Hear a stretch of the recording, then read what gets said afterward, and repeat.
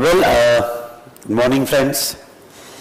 तो कल आपने जितना मैंने पढ़ाया यहाँ तक इतना घर पे पढ़ा होगा? हाँ ना? यस। क्वेश्चन है स्टार्ट किया एटलीस्ट चैप्टर 1 नहीं साथ में पढ़ो तो ये बैच का बेनिफिट होगा, अदरवाइज नहीं होगा। ठीक है, तो चैप्टर 1 क्वेश्चन है का कंप्लीट करो आप। हम जो डिस्कस करेंगे वो तो ठीक है, और मैं वो भी आपको ये कहूँगा कि कई हमारे डिस्कशन उतना ही पोर्शन सुनना जो मैं यूट्यूब पे अपलोड करूँगा, जहाँ आपको थोड़ा कन्फ्यूजन है या जहाँ आपको कोई प्रॉब्लम नहीं समझा हो। अदरवाइज जो है, अगर आपको कोई प्रॉब्लम क्वेश्चन समझ जाता है तो फिर उसमें मेरा लेक्चर सुनने में आपको टाइम ज़्यादा देने की ज़रूरत नहीं है। ठीक है, चलिए, तो ये था। 2 मिनट में रिवाइज कर लेता हूँ। कल हमने कौन कौन से कंसेप्ट पढ़े। कल हमने सेक्शन 9 चार्जिंग सेक्शन, मैंने कहा था सोने के पहले थोड़ा माइंड मैपिंग कर लेना। Section 9 divided in 3 parts. बताओ कौन से 3 parts? Levy, collection and person liable to pay. Levy further divided in 3 parts: charge, value and rate. Charge is on intrastate या इंटरस्टेट। ओके, इंट्रास्टेट होगा तो CGST SGST, इंटरस्टेट होगा तो IGST। Main important word is supply. Intrastate interstate supply of goods और services. ठीक है, valuation rate, rate में फिर normal rate, composite rate, exemptions, ये कुछ बातें हम रेट्स में देखेंगे। कलेक्शन में टाइम ऑफ सप्लाई वगैरह देखेंगे। एंड पर्सन लायबल टू पे टैक्स इज टैक्सेबल पर्सन। फिर कुछ इंपॉर्टेंट डेफिनेशंस पे हम आए। What do you mean by person? What do you mean bye taxable person? Do you remember taxable person? Who is registered और liable to registered. Okay, इसलिए GST में 20 लाख का threshold नहीं है। जीएसटी में ऐसा लिखा है कि आप 20 लाख तक टैक्सेबल पर्सन नहीं होते हो। क्यों नहीं होते हो? क्योंकि रजिस्ट्रेशन लेने की कोई जरूरत नहीं होती है। हाँ, पर अगर आप पहले किसी भी रीजन से रजिस्ट्रेशन ले लेते हो तो फिर उस दिन से आपको टैक्स देना पड़ेगा। Okay, because you become taxable person. चलो डिस्कशन को थोड़ा और आगे बढ़ाते हैं। सप्लायर, रेसिपिएंट, बिजनेस का डेफिनेशन। बिजनेस में 9 एक्टिविटीज हमने देखी थी, क्योंकि जीएसटी एक बिजनेस टैक्स है। बिजनेस की डेफिनेशन बड़ी इंपॉर्टेंट होती है यहाँ पे, क्योंकि आगे जब मैं सेक्शन 7 आपको समझाऊंगा तो सेक्शन 7 में क्लियरली लिखा है कि आपका supply in the course of business होना चाहिए। आईटीसी लेने के लिए क्लियरली लिखा है कि आपने जो भी खरीदा हुआ गुड्स या सर्विसेज है वो बिजनेस में यूज होना चाहिए, तो ये आपको आईटीसी मिलेगा। बिजनेस टोटल 9 एक्टिविटीज है। 4 जनरल एक्टिविटी है और 5 जो है स्पेशली जीएसटी में ऐड किया है, जो लेमैन लैंग्वेज में बिजनेस नहीं है पर जीएसटी पर्पस के लिए बिजनेस बोला जाएगा। ऐसी 9 एक्टिविटीज उन्होंने कवर की है। उसके बाद में बेटा नेक्स्ट यहाँ पे मेन जो हमने सप्लायर की डेफिनेशन, रेसिपिएंट की डेफिनेशन। रेसिपिएंट डेफिनेशन जीएसटी में एक बहुत इंपॉर्टेंट रोल प्ले करती है, specially for reverse charge. Reverse charge होगा या फिर यहाँ पे, हाँ ठीक हो गया, या रेसिपिएंट की डेफिनेशन अगर आपके सप्लाई में कंसिडरेशन है और कंसिडरेशन नहीं है। ओके, कंसिडरेशन है तो जो कंसिडरेशन देगा वो रेसिपिएंट।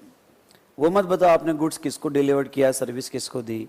जो कंसिडरेशन देगा that person is recipient.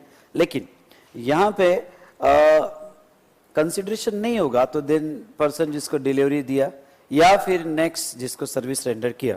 Okay, for supply of service. Agent भी सप्लायर और रेसिपिएंट की डेफिनेशन में कवर होगा। उसके बाद में हमने यहाँ ये 2 जो डेफिनेशंस है, हमने एक कंसेप्ट देखा था, deemed distinct person, DDP. Okay, तो डीडीपी में अगर आप वैसे तो अलग स्टेट में अगर आपका ब्रांच होगा अंडर सेम पैन तो कंपलसरी रजिस्ट्रेशन है, लेकिन रजिस्ट्रेशन वही प्लेस का लेना पड़ता है जहां से आप सप्लाई कर रहे हो, बिजनेस कर रहे हो। लेकिन जस्ट एस्टेब्लिशमेंट है तो रजिस्ट्रेशन लेने की कोई जरूरत नहीं होती है। ठीक है, अलग स्टेट में। लेकिन गवर्नमेंट कहती है कि स्टेट वाइज एक ही रजिस्ट्रेशन आपको लेना, हम तो एक ही कहते हैं, पर विद इन अ स्टेट आपको एक से ज्यादा लेना है तो आपकी मर्जी। पर ये ख्याल रखिएगा कि अगर आप एक से ज्यादा रजिस्ट्रेशन लेते हैं तो आपकी फॉर्मेलिटीज बढ़ जाएगी। क्यों फॉर्मेलिटीज बढ़ जाएगी? क्योंकि 25(4) में उसे डीम्ड डिस्टिंक्ट पर्सन माना जाएगा। ओके, और 25(5) में अगर एक रजिस्टर्ड प्लेस है और दूसरा प्लेस जो अनरजिस्टर्ड है, जस्ट एस्टेब्लिशमेंट है, पर अदर स्टेट में है, तो उसे भी डीडीपी माना जाएगा। और next, section 8 of IGST act में अगर आपकी कोई ब्रांच इंडिया के बाहर है और एक ब्रांच इंडिया में है तो ये 2% भी डीम्ड डिस्टिंक्ट पर्सन माने जाएंगे। उसके बाद में CTP एंड NRTP। ओके, ये टेम्पररी रजिस्ट्रेशन है। CTP में आप कोई ऐसे अदर स्टेट में जा रहे हो जहां आपका कोई एस्टेब्लिशमेंट नहीं है तो वहां CTP लेना पड़ता है। और NRTP के केस में कोई बाहर वाला पर्सन इंडिया में आ रहा है और कि जिसका कोई एस्टेब्लिशमेंट नहीं है फॉर सप्लाई ऑफ गुड्स या सर्विसेज, तो NRTP के रजिस्ट्रेशन 5 दिन पहले एक्सेट्रा पूरी प्रोसीजर हमने देखे थी। चलो डिस्कशन को आगे बढ़ाते हैं। अब मेन कंसेप्ट पे आते हैं, सेक्शन 7। आगे बढ़ने के पहले मेरे साथ यस कम ऑन, एक बार सेक्शन की लिस्ट हो जाए बेटा। सेक्शन की लिस्ट क्या थी? Section 7 supply, 8 composite and mix supply and 9 charging section. 9 charging section. चलो ठीक है, तो यहां पे सेक्शन 7 क्या कहता है, ध्यान से देखिएगा। सेक्शन 7 जो है meaning and scope of supply, पहले थोड़ा अरेंज करते हैं ओके, और फिर इसको डिटेल में डिस्कस करने की कोशिश करते हैं ना। अगर सेक्शन 7 आप देखोगे तो सेक्शन 7 में सेक्शन 7(1), 7(1)(a) इस बार की अमेंडमेंट है okay, CGST amendment act, section 7(2) and section 7(3). 3 subsection में सेक्शन 7 डिवाइड हुआ है, ठीक है।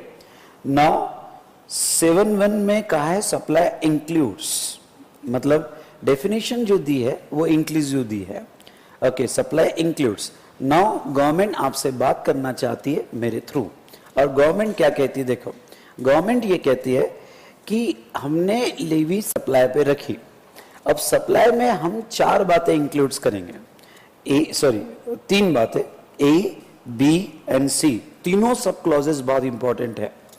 D सब क्लॉज उन्होंने ओमिट कर दिया है बाय CGST अमेंडमेंट एक्ट, इसलिए D सप्लाई अभी कोई काम का नहीं है। नेक्स्ट ओके, D जो है क्यों ओमिट किया है, क्या रीजन था, मैं आगे बताऊंगा।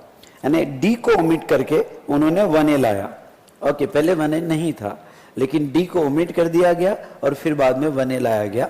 इसके क्या रीजंस है हम देखेंगे, ठीक है ना। तो यहां कहा गया है सप्लाई इंक्लूड्स। सेक्शन 7(2) पढ़ते हो तो सेक्शन 7(2) कहता है कि notwithstanding to anything contain in subsection 1, subsection 1 की किसी भी प्रोविजन को ध्यान ना देते हुए ओके, A और B में दी हुई एक्टिविटी, कम ऑन, A और B में दी गई एक्टिविटी कभी भी सप्लाई नहीं बोली जाएगी, shall not be treated as supply of goods or supply of services। Is it clear? मतलब अगर मैं ये सेक्शन को डिवाइड करूं तो ये सेक्शन मेनली 2 पार्ट में डिवाइड होता है, 3 इतना इंपॉर्टेंट नहीं है ओके, पर मेनली 2 पार्ट में डिवाइड होता है okay. 7(1) what supply includes and 7(2) what supply excludes. एक रफ चार्ट अभी मत बनाना, एक रफ चार्ट अगर मैं बताऊं तो हम कैसे लिंक कर रहे हैं चीजों को ओके, ध्यान देना। सेक्शन 9 से हमने स्टार्ट किया था, कुछ याद आ रहा है आपको? 9 से levy, collection and person liable to pay. Now levy further 3 part में डिवाइड की थी, कुछ याद आ रहा है आपको?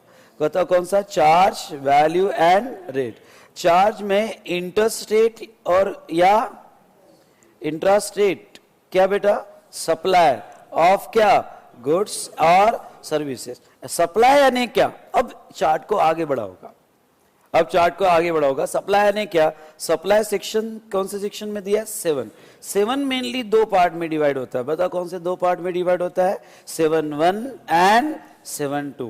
अच्छा, 2 पार्ट में क्या कि 7(1) में व्हाट सप्लाई इंक्लूड्स एंड 7(2) में what supply excludes. Is it clear? Okay, ये मैपिंग आपको याद रखने में बहुत हेल्प करती है। कंसेप्चुअली तो हम देखेंगे, पर ये एक बार स्ट्रक्चर दिमाग में तैयार हो जाना चाहिए, फिर सेकंड स्टेप है उसके कंसेप्ट, थर्ड स्टेप है एग्जामिनेशन क्वेश्चन, फोर्थ स्टेप है टेस्ट सीरीज, और फिफ्थ आपकी स्टेप रहेगी आपकी exam. Is it clear? Okay, so now 7.1 और 7.2।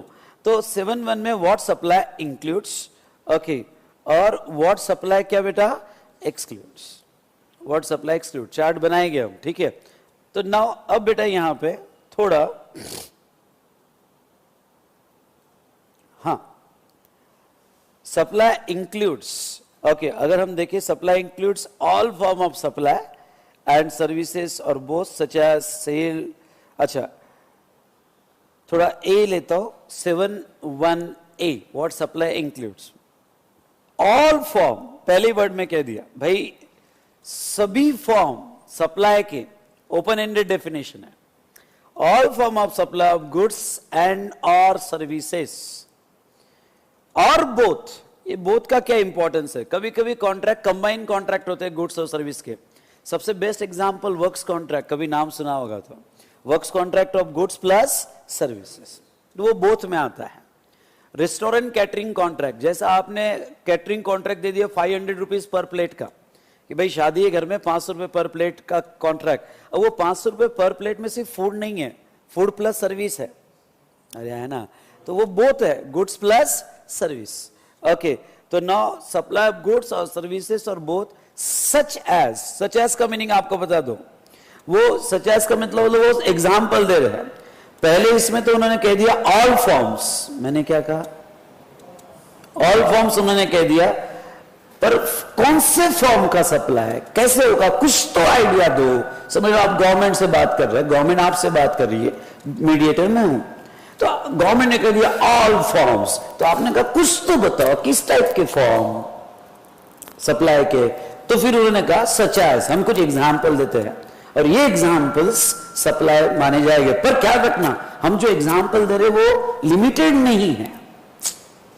सच एज का मतलब बताओ, जितना बोला उतना ही कि सिर्फ एग्जाम्पल इलस्ट्रेशन दे रहे, अरे है ना, तो such as sale, comma, transfer, barter, exchange, licence, rental, lease और डिस्पोजल, ये कुछ एग्जाम्पल्स है। पर इसके अलावा भी अगर कॉन्ट्रैक्ट होता है गुड्स और सर्विस के, तो वो भी सप्लाई बोले जाएंगे। मतलब बेटा ओके, ख्याल रहे, जब आप वैट पढ़ते थे, सीएसटी पढ़ते थे, तो सेल पे फोकस होता था, एक्साइज पढ़ते थे तो मैन्युफैक्चर पे फोकस, यहां तो सप्लाई में उन्होंने सब कुछ कवर कर लिया है। कुछ भी करोगे ना आप गुड्स और सर्विस का, तो उसे सप्लाई माना जाएगा। Is it clear? ओके, तो now all form of supply of goods और सर्विसेज और both such as sale, transfer. अच्छा सर, मैं सेल नहीं कर रहा हूं, सिर्फ ट्रांसफर कर रहा हूं, ट्रांसफर भी किया तो सप्लाई। कुछ एग्जाम्पल कल हमने देखे थे, डीम्ड डिस्टिंक्ट पर्सन, मैं मेरे ब्रांच का भेज रहा हूं जो सेपरेटली रजिस्टर्ड है, सेल कहां है? नहीं समझा, सेल कहां है? ट्रांसफर है, ट्रांसफर भी सप्लाई बोला जा सकता है। तो सेल, ट्रांसफर। अच्छा, हायर परचेस एग्रीमेंट है, हायर परचेस एग्रीमेंट में मैं सेल कहां कर रहा हूं? अभी तो मैं ट्रांसफर कर रहा हूं, वो तो लास्ट इंस्टॉलमेंट पे सेल होगी। Is it clear? तो पर हायर परचेस एग्रीमेंट में आज सेल ट्रांसफर करना भी सप्लाई माना जाएगा। ओके, बार्टर, एक्सचेंज, ये भी सप्लाई है। लाइसेंस, बार्टर मतलब आपने गुड्स ए दिया, बी लिया, आपने सर्विस ए दी, सिर्फ बार्टर गुड्स का नहीं सर्विस का भी हो सकता है। आपने सर्विस, ओके, आपने कंसल्टेंसी सर्विस दी, सामने वाले ने दूसरी कोई सर्विस आपको दे दी, it's a barter.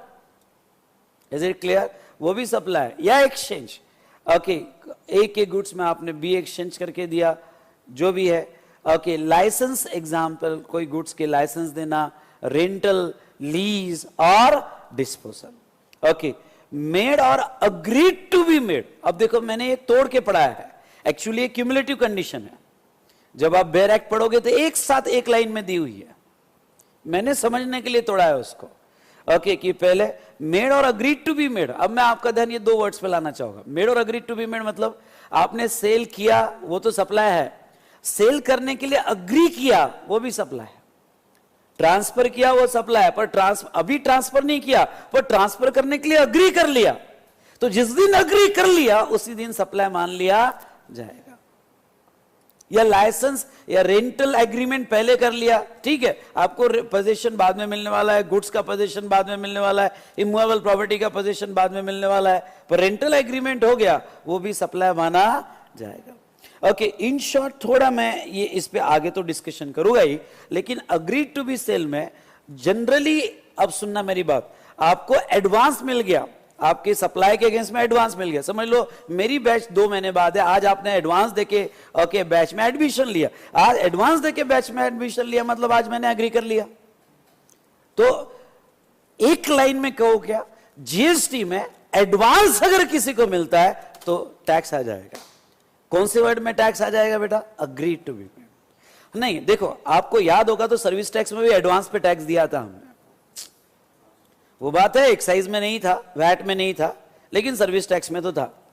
Okay, excise में अगर आपको एडवांस मिलता है, मैं आपको सिर्फ इसलिए बता रहा हूं क्योंकि आपने इंटर में पढ़ा है, 2 साल बाद तो मैं नाम भी नहीं लूंगा एक्साइज और वैट का, समझा क्या कुछ? ओके, एक्साइज और वैट का, लेकिन आपने थोड़ा बहुत पढ़ा है इसलिए मैं रेफरेंस ले रहा हूं। एक्साइज में हमने एडवांस पे टैक्स नहीं दिया, हम एक्साइज तब पे करते थे जब फैक्ट्री से रिमूवल होगा, हम वैट तब पे करते थे जब सेल होता था। तो जहां तक मैन्युफैक्चरर और ट्रेडर ओके कभी एडवांस पे टैक्स नहीं देते थे, सर्विस प्रोवाइडर देता था एडवांस पे टैक्स अगर उसको एडवांस मिलता है तो। Is it clear? लेकिन अब जीएसटी बदल गया है, जीएसटी में गुड्स हो या सर्विसेज हो, दोनों के लिए, कम ऑन, गुड्स हो या सर्विस हो, दोनों के लिए अग्रीड टू बी मेड किया, मतलब एडवांस भी मिला तो भी जीएसटी आ जाएगा, जीएसटी आ जाएगा।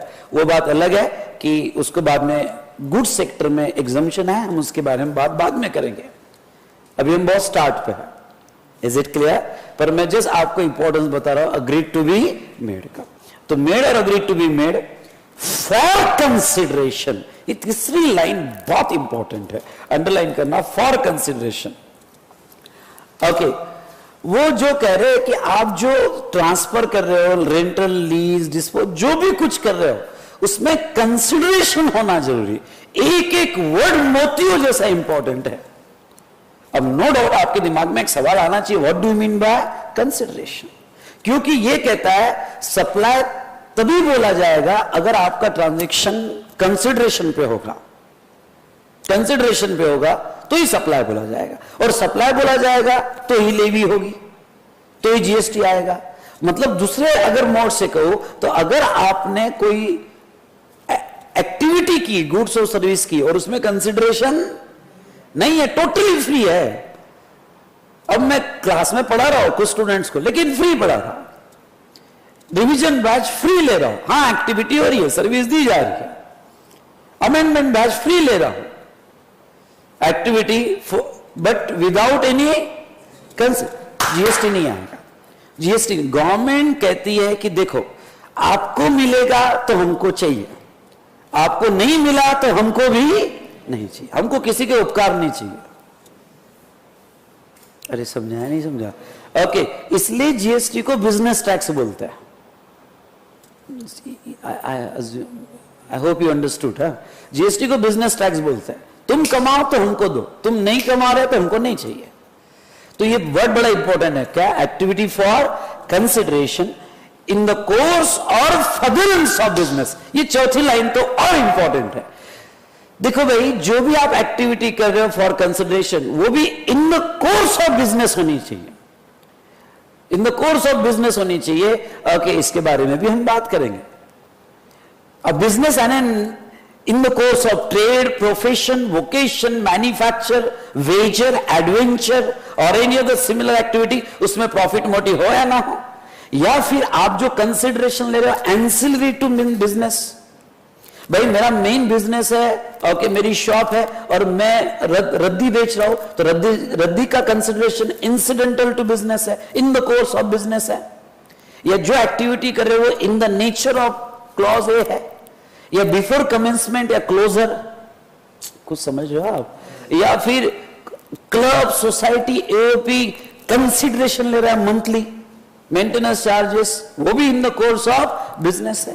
Entry to premises, race club, I hope you are getting the concept. तो ये जो भी आप, मतलब ये तो एग्जाम्पल है, sale, transfer, barter, exchange, licence, rental, lease, disposal, अरे कोई भी फॉर्म यार, कोई भी फॉर्म फॉर कंसेप्ट, बट वो consideration in the course of business होना चाहिए।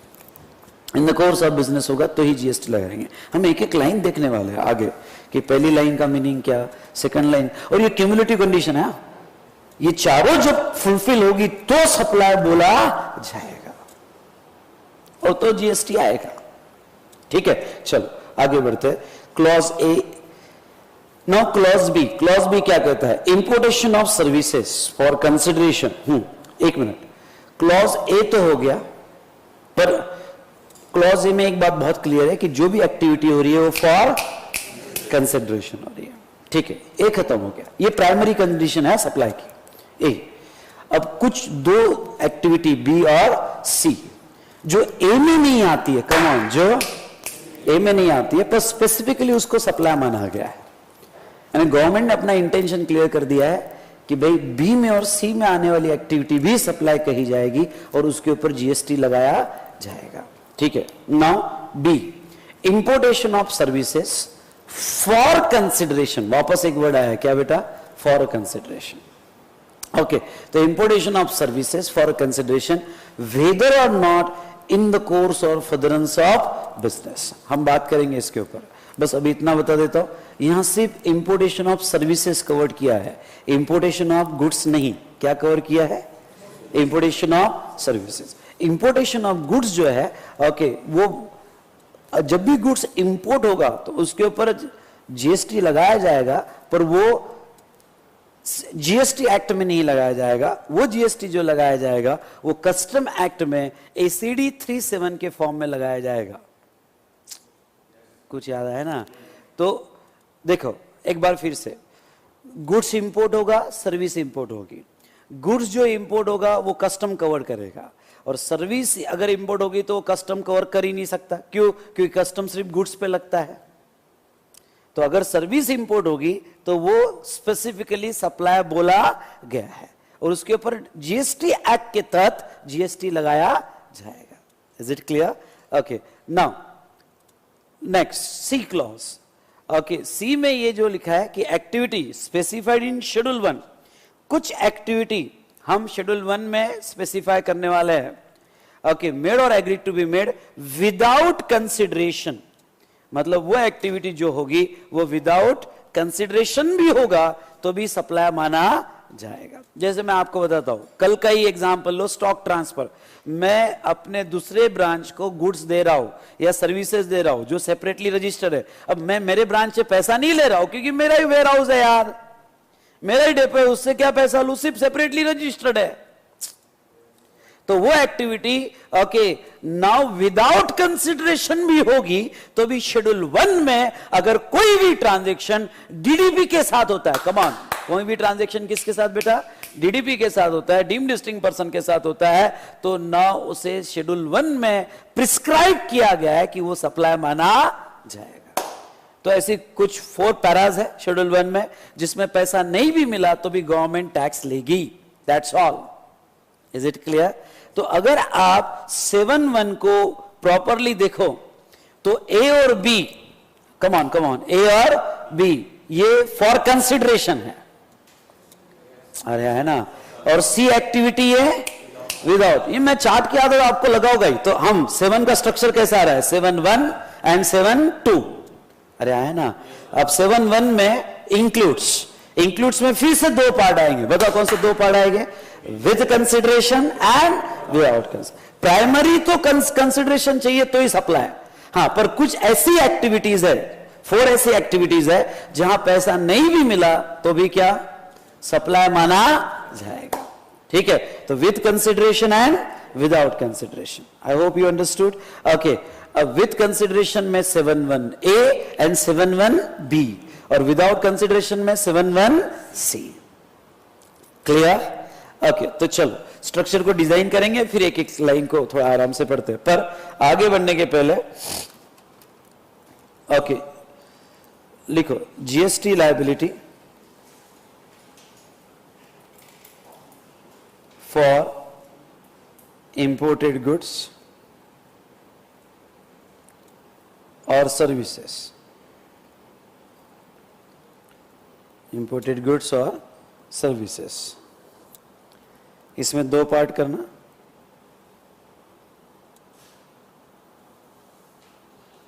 पहला लिखो importation of goods और सेकंड importation of services.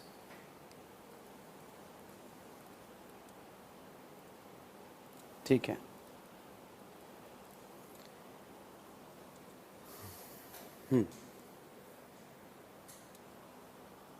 लिखो it would be treated as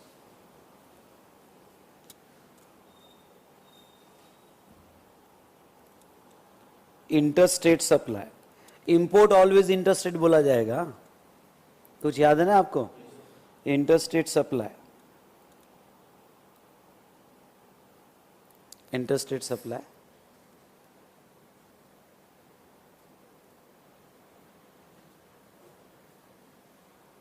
ठीक है. इसको पॉइंट नंबर 1 दो. नीचे पॉइंट नंबर 2 लिखो. Levy collection. Levy and collection on such goods is governed by.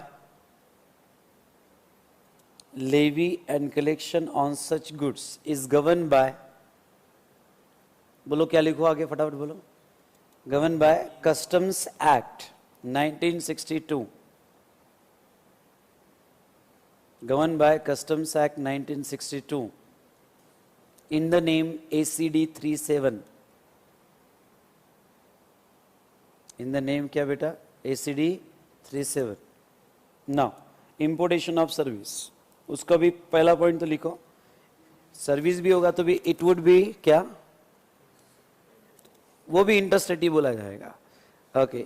It would be treated as interstate supply. Same है पहला point. It would be treated as interstate supply.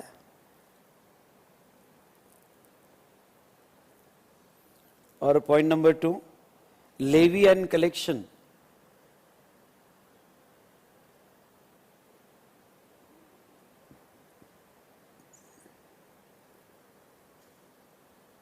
Levy and collection is governed by IGST Act. Read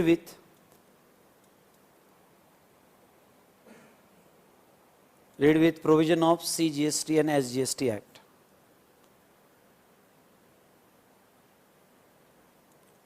Is governed by IGST Act. Levy and collection is governed by IGST Act. Read with CGST and क्या? SGST Act. बता दो क्या? बेटा एक बात समझ लो. हम CGST Act पढ़े, SGST Act पढ़े, IGST Act पढ़े या UTGST Act पढ़े या GST कंपेंसेशन पढ़े. ओके. सभी एक्ट में सप्लाई का मीनिंग एक ही सेक्शन का रहेगा. वो है सेक्शन 7. मतलब इवन दो मैं सेक्शन 7 किसका पढ़ा रहा हूं? CGST का. लेकिन कोई भी एक्ट उठा लो, सब में ये लिखा है कि supply means as defined under section 7 of क्या? CGST act. मतलब सब में सप्लाई की डेफिनेशन अलग अलग नहीं है. Is it clear? तो ऐसे सिचुएशन में आप ये बात ध्यान रखना कि इवन दो CGST एक्ट में सेक्शन 7 में इंपोर्ट ऑफ सर्विस का है, तो फिर आपका सवाल आएगा sir CGST act import of service ऐसे कैसे दे दिया? ये तो IGST एक्ट में होना चाहिए था.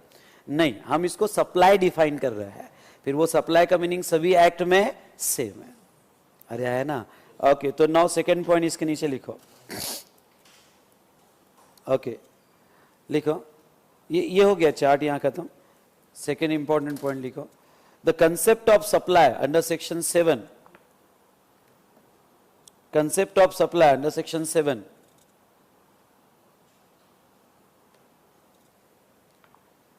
of CGST Act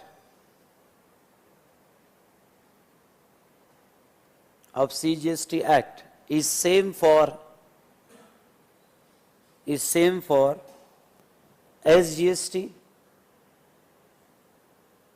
IGST, UT GST and क्या बेटा, GST compensation cess act, GST compensation cess act. Supply का ये कंसेप्ट रहेगा सभी इसमें, ठीक है, जो सेक्शन 7 ऑफ सीजीएसटी एक्ट में डिफाइन किया गया है। चलो अब नेक्स्ट पेज ब्लैंक दिया है शायद आपके इसमें, हाँ होना ही चाहिए। ओके, तो अब एक चार्ट बनाते हैं, ठीक है, स्ट्रक्चर बना लेते हैं यहाँ पे, ठीक है। चार्ट आपको घर पे बनाना है, ड्राइंग शीट लेना है, वैसे मैं गाइड करूँगा और आपको मेरे साथ इन्वॉल्व। मैं पहले ही कह रहा हूँ, ये जितना भी हमारा सेशन है ओके फास्ट ट्रैक का, मैक्सिमम टाइम आईडीटी को दे दो, आपका खत्म हो जाएगा आईडीटी मेरे साथ ही, ठीक है।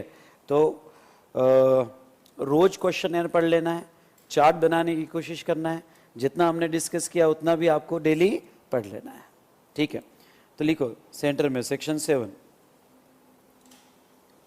2 पार्ट करना, 7(1) और इधर 7(2). 7(1) में, अच्छा एक मिनट, सेक्शन 7 यहाँ लिख दो सप्लाई, ऊपर section 7 supply, 7(1) includes, excludes, include and excludes, ठीक है। एक्सक्लूड को ज़्यादा स्पेस मत रखना, इतना भी दिया तो भी चलेगा।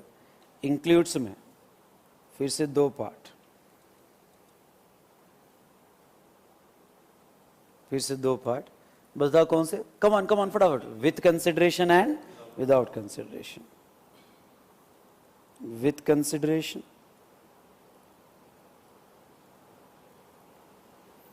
and without consideration.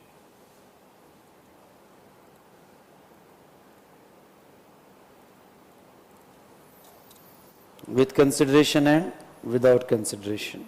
चलो, without consideration में आएगा, मतलब ये with consideration and without consideration, ये लिख दो 7(1)(c) without consideration। ये आएगा शेड्यूल 1, शेड्यूल 1, ठीक है। विथ कंसिडरेशन में फिर से 2 पार्ट्स, 7(1)(a) एंड 7(1)(b।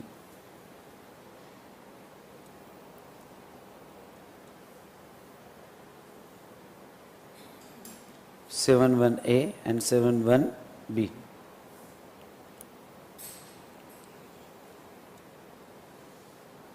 ठीक है। अब 7(1), ये तो सिर्फ हम स्ट्रक्चर डिजाइन कर रहे हैं, आपको घर पे प्रॉपर ड्रॉ करना है। रेडी चार्ट्स आपके किट में आए होंगे, पर मैं आपको सजेस्ट करता हूँ रेडी चार्ट से ज़्यादा आप अपने चार्ट्स निकालोगे तो बहुत कॉन्फिडेंस आएगा ये सब्जेक्ट में। कोई भी रेडीमेड बुक, रेडी चार्ट्स वगैरह, वो वर्ड्स रहते हैं और वो शब्दों के जाल में फंस जाते हो आप बिफोर एग्जामिनेशन। अगर खुद का बनाओगे तो मज़ा आएगा। ध्यान रखना, एक साइकोलॉजी होती है खुद की। अगर आपने कभी किसी सब्जेक्ट की खुद की नोट्स बनाई होगी तो एग्जाम के पहले आप वही प्रीफर करते हो जो आपने खुद की बनाई है, नहीं तो वर्ड्स तो घुमा देते हैं आपको टाइम पे। Is it clear? ठीक है। तो नाउ 7(1)(a), 7(1)(a) में लिखो all form of supply, forms of supply of goods और services, all form of supply of goods or services or both। इसके नीचे, इसको ज़्यादा स्पेस नहीं दिया तो भी चलेगा 7(1)(b) को। इसके नीचे 4 पार्ट्स इस तरह से लेना, वो कंडीशन को तोड़ रहा हूँ। Okay, such as sale, word को प्रॉपर रीड करना, transfer, barter, exchange, licence, lease, rental, और कोई रह गया क्या? देखो, sale, barter, exchange, licence, rental, lease and last क्या बेटा? डिस्पोजल। डिस्पोजल, मेड और agreed to be made, third, for consideration, और last, in the course or furtherance of business. In the course or furtherance of business. Fast.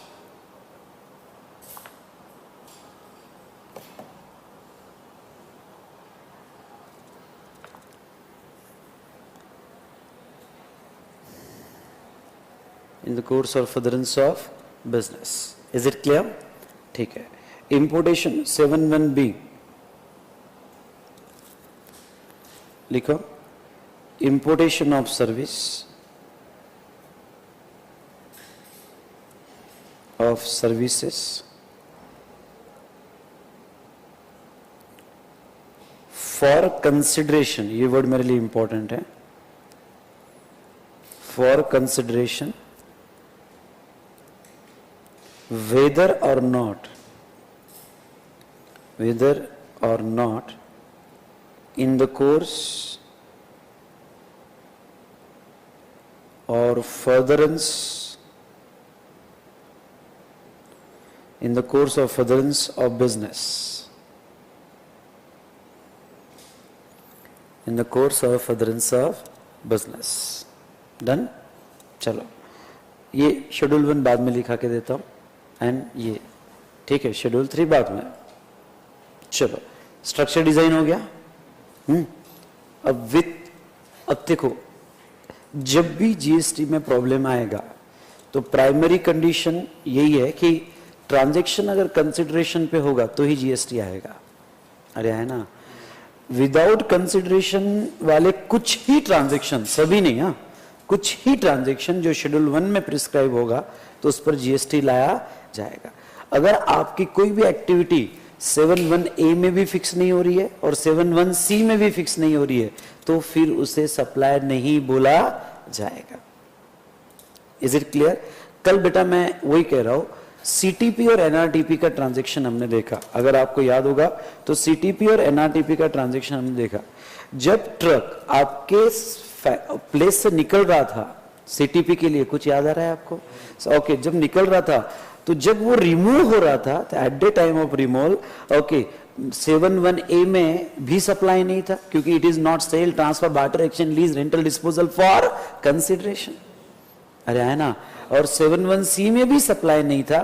क्यों? क्योंकि ये कोई DDP को नहीं जा रहा था, खुद जाके बेचने वाले थे. डीडीपी को कहां जा रहा था वो?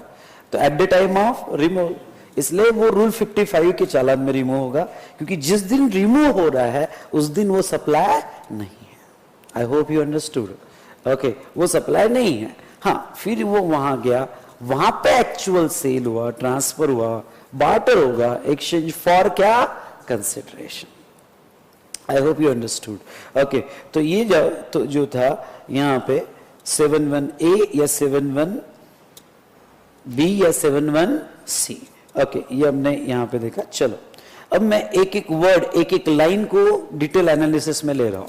कैसे एनालिसिस में लूंगा? सबसे पहले 7(1)(a) लूंगा. 7(1)(a) में सबसे पहले हम पढ़ेंगे what do you mean bye क्या बेटा? Goods. What do you mean bye services? Goods, services. Okay, मतलब क्या?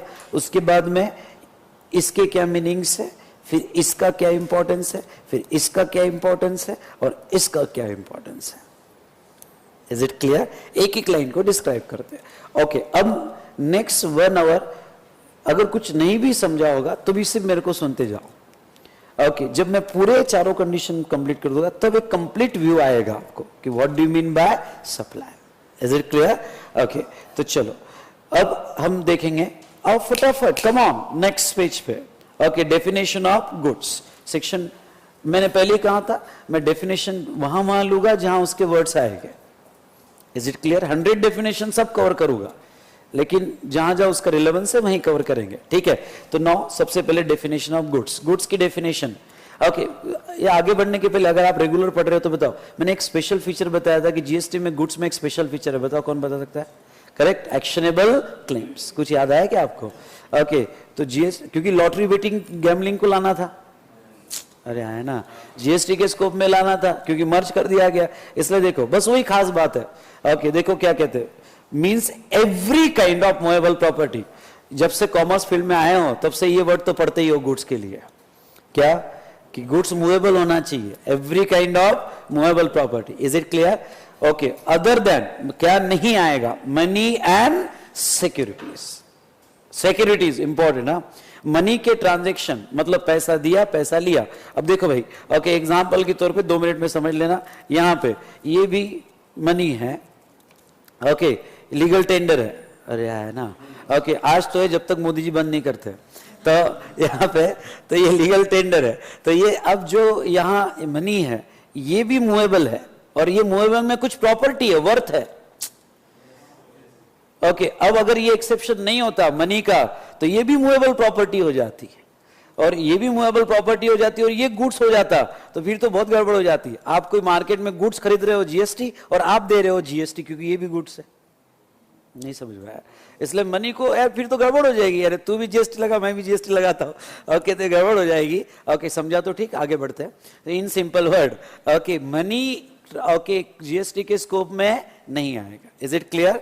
Okay and securities transaction, securities में सिक्योरिटीज की डेफिनेशन दिया, आराम से पढ़ लेना।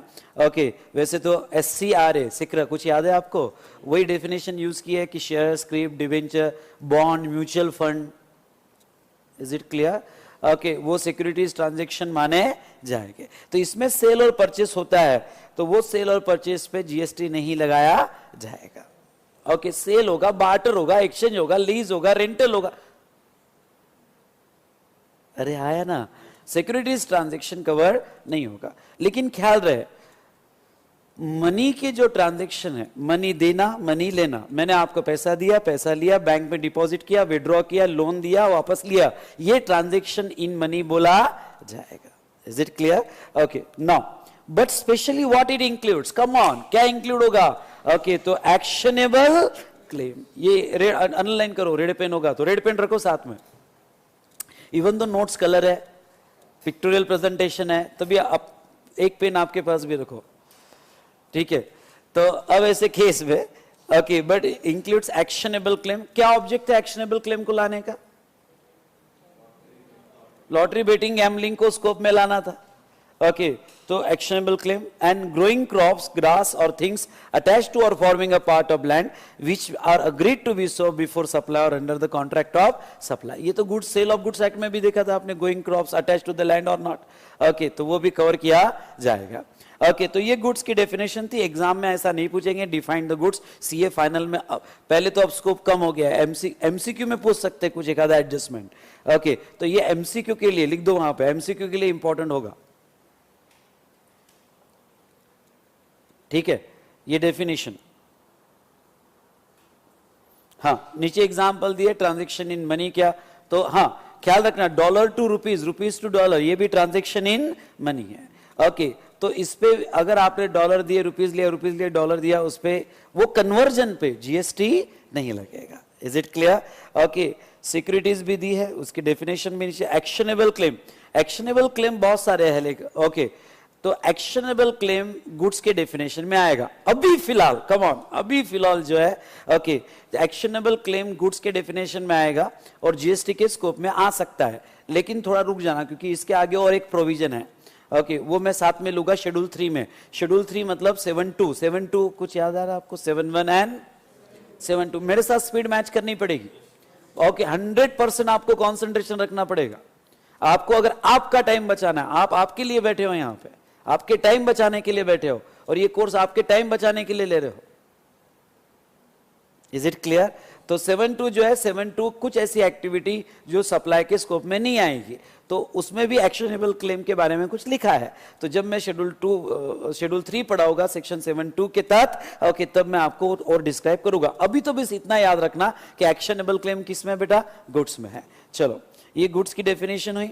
ओके, नाउ सर्विस की डेफिनेशन क्या कहती है? सर्विस की definition means anything other than goods. अरे बाप रे, स्कोप तो बहुत बड़ा दिया उन्होंने। यानी अगर आपने गुड्स छोड़ के कोई भी ऐसे ट्रांजैक्शन किए, all form of supply, all form is sale, transfer, barter, exchange, lease, rental, disposal, या किसी और फॉर्म में मेड और agreed to be made for क्या? Consideration in the course of furtherance of business, खत्म, जीएसटी आएगा। अरे आया ना, वो तो एग्जाम्पल है, sale, transfer, barter, exchange, lease, rental, disposal. कोई भी आपने डेवलपमेंट राइट्स दिए, सर्विस, डेवलपमेंट राइट में गुड्स गया क्या? नहीं, फिर service, anything other than goods. अरे हाँ या ना?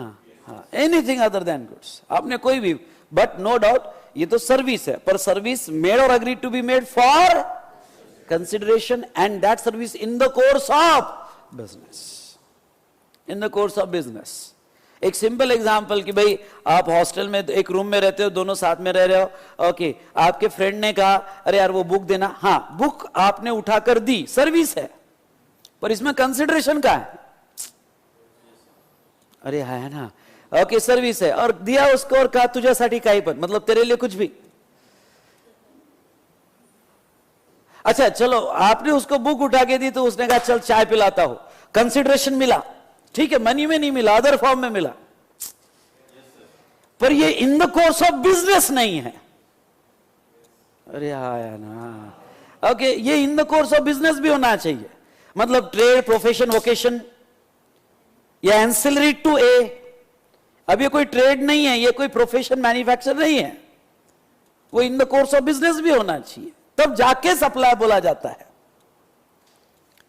आगे बढ़ो, ठीक है।